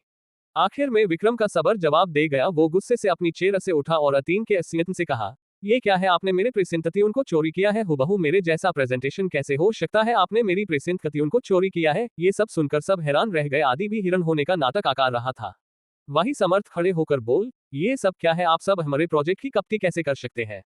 वही अहाना को अब कहीं न कहीं आदि पर शक हो रहा था, क्योंकि आज वो देख पा रही थी कि आदि के चेहरे पर एक अलग ही चमक है। तभी जो फॉरेन कंट्री के डीलर थे वो खड़े हुए और बोले, देखिए मिस्टर राठौड़, मैंने ये प्रोजेक्ट पहले भी एक बार देखा है, तो आप कैसे कह सकते हैं कि ये कॉपी है? विक्रम ये सुनकर बोला, पर ठीक हमरे जैसा प्रोजेक्ट ये लोग कैसे ला सकते हैं? तभी A3 इंस्टीट्यूट का असिस्टेंट बोला, आपको कोई गलत फहमी हुई है मिस्टर राठौड़, हमने ये प्रोजेक्ट 2 महीने पहले के ही मिस्टर जैक को रिप्रेजेंट किया था। ये सुनकर विक्रम हैरान रह गया। वहीं मिस्टर जैक जो डीलर थे वो बोले, हाँ मैंने ही ये प्रोजेक्ट 2 महीने पहले देखे था और मुझे ये अच्छा भाई लगा था, पर मैं एक बार सारी कंपनी के प्रेजेंटेशन से देखना चाहता था, इसलिए मैं A3 इंडस्ट्रीज को वेट करने को कहा था और ये भी कहा था कि वो सबके साथ दफिर से रिप्रेजेंट करे। समर्थ, तो फिर गलती किससे हुई है? मिस्टर जैक, मुझे लगता आप लोगों ने ये कॉपी किया है, शायद आपकी कंपनी में कोई ऐसा हो जिसने आप इनको ये डेमो दिखाया हो। विक्रम गुस्से से फट गया था, उसने क्या सोचा था और ये सब क्या हो गया? वही आदि विक्रम से बोला, सर हमें लगता हुई एक बार कंपनी में दकेहना चाहिए, हम 2 महीने से प्रोजेक्ट पर काम कर रहे थे। विक्रम वहां से जैसे ही जाने को हुआ, मिस्टर जैक ने उसे पीछे से कहा, वैसे एक और डील है आपके लिए मिस्टर राठौड़। ये सुनकर विक्रम के कदम वहीं पर उठ गए। वो मुड़कर जैक से बोला, कैसा प्रोजेक्ट? मिस्टर जैक, हम अकेले बात कर सकते हैं। मिस्टर जैक एक बहुत बड़े बिजनेसमैन थे, उनकी काफी सारी होटल्स थी, वो के बहुत बड़ी होटल बनाना चाहते हैं जिससे वो दुनिया भर के लोगों की नजर होटल की और खिंचे, उसे बहुत एंटिक ड्रेसिंग से वो रेडी करवाना चाहते थे। और विक्रम चाहता था कि ये प्रोजेक्ट अगर उसे मिल गया तो उसका नाम भी इस प्रोजेक्ट के साथ लिया जाएगा और उसका बिजनेस पूरे वर्ल्ड में फैल जाएगा। वो मिस्टर एजक के साथ कोई पंगा नहीं लेना चाहता था, उसके लिए वो एक सोने की अंडे देने वाली चाबी थी, उससे वो नजर नहीं कर सकता था। विक्रम, ठीक है, हम मेरी केबिन में बैठकर बातें करते हैं। विक्रम चला जाता है, उसके पीछे आदि, समर्थ और अहाना भी जाते ही। वाई मिस्टर जैक ने वो कॉन्ट्रैक्ट A3 इंडस्ट्रीज के साथ साइन कर लिया। विक्रम केबिन में आया, वो बहुत गुस्से में था। उसने आदि से कहा, सर CCTV फुटेज चेक करवा और पता करो ये प्रोजेक्ट किसने आइडिया करवाया है और किस आइडिया था, ये जरूर उसी ने ये सब किया है। आदि, ओके सर, मैं देखता हूँ। आदि पीछे मुड़कर एक डेविल स्माइल की और बाहर निकल गया। वही विक्रम को समझ नहीं आ रहा था कि ये सब किसन एक ही, उसका सपना बिखर गया था। तभी केबिन में मिस्टर जैक इंटर हुए। वही आदि भी पीछे आया। विक्रम ने आदि से कहा, 2 कॉफी भेजो और हमें अकेले छोड़ दो। आदि ओके कहकर वहां से चला गया। वही समर्थ भी विक्रम के केबिन में आया। विक्रम ने ही उसे बुलाया था, पर विक्रम ने अहाना को आने से मना कर दिया था। अहाना अपनी केबिन में बैठी काम कर रही थी। तभी उसकी नजर आदि पर गई, जो गार्ड के साथ CCTV फुटेज चेक कर रहा था। अहाना के दिमाग में काफी सदरे सवाल आ रहे थे, पर उसने अभी कुछ न करना ही बेहतर समझा। वकाही केबिन के अंदर, मिस्टर जैक, देखिए ये मामला बहुत गंभीर है, आपको इसके बारे में तहकीकात करनी होगी, क्योंकि अगर A3 इंडस्ट्रीज ने आप पर केस कर दिया तो बखेड़ा हो जाएगा। विक्रम, मैंने ये काम शुरू करवा दिया है। मिस्टर जैक, मैं भी आपके साथ काम करना चाहता था, इसलिए मेरे पास आपके लिए एक डील है। विक्रम, हाँ कहिए। मिस्टर जे का लंदन में मेरी कंपनी अब काफी फैल गई है, अलग अलग शहर और अलग अलग कंट्री में, इसलिए मैं अपनी लंदन वाली कंपनी की बिल्डिंग को फिर से बनना चाहता हूँ नए और लेटेस्ट डिजाइन के साथ। अगर आप इसके लिए कोई अच्छे डिजाइन रेडी करवाते हैं तो मैं आपको ये ऑफर करना चाहता हूँ। ये सुनकर विक्रम की आंखों में चमक आ गया। विक्रम, मैं ये जरूर करवाऊंगा। मिस्टर जैक, पहले आप मेरी बात तो पूरी सुनिए, मेरी एक शर्त भी है। विक्रम, जो भी है हमें मंजूर है, आप बताएं। मिस्टर जैक उसकी ऐसी बेसब्री देखकर एक बार मुस्कुराए और बोले, मेरी ये शर्त है कि मैं अपनी किसी भी होटल या बिल्डिंग को ऐसे ही नहीं काम पर छोड़ता, मैं उस पर नजर रखता हूँ और मैं चाहता हूँ कि आप ये काम खुद अपनी आंखों के सामने रहकर करवाए, आपकी निगरानी में ये बिल्डिंग बनाए। मैं ये चाहता हूँ पहले आप मुझे अपनी देसियों दिखाए, उसके बाद हम देसिड़े करते हैं। अगर आपकी डेसिन मुझे पसंद ये तो मैं ये डील आपके साथ करना चाहता हूँ। विक्रम, ठीक है, मुझे आपकी शर्त मंजूर है। मिस्टर जैक, तो आप बता दीजिएगा और मुझे आपकी डिजाइन ईमेल कर दीजिएगा, क्योंकि मेरी आज ही लंदन में एक इंपॉर्टेंट मीटिंग है, इसलिए मैं जा रहा हूँ। विक्रम, ठीक है, मुझे कोई प्रॉब्लम नहीं है। मिस्टर जैक, आई होप कि आप मुझे डिसपॉइंट नहीं करेंगे। विक्रम, मैं खुद ये सब अपनी नजरों के सामने करवाऊंगा, डोंट वॉट। मिस्टर जैक वहां से चले जाते हैं और विक्रम आदि को बुलवाता है। वो काफी गुस्से में था, इससे उसकी कंपनी और उसका सपना सब तबाह हो हंसता था, क्योंकि उस पर अगर A3 इंडस्ट्रीज ने केस किया तो उसका नाम खराब हो सकता था, जो वो नहीं चाहता था। तो देखते ही आगे क्या करेगा विक्रम और किसने किया है ये सब, किसने विक्रम को कॉपी किया हुआ प्रोजेक्ट दिया। क्या इन सब के बारे में विक्रम पता लगा पाएगा? जानने के लिए पढ़ते रहिए आदि द मिस्टीरियस मैन। आज के लिए बस इतना ही दोस्तों। आदि द मिस्टीरियस मैन की इस रोमांचक कहानी के लिए और जानना चाहते हैं तो अगले पार्ट का इंतजार कीजिए। पसंद आए हो तो लाइक, सब्सक्राइब, शेयर करें, कोई गलती लगे तो कमेंट में बताएं, इससे हमें बेहतर कंटेंट बनाने की प्रेरणा मिलती है। धन्यवाद।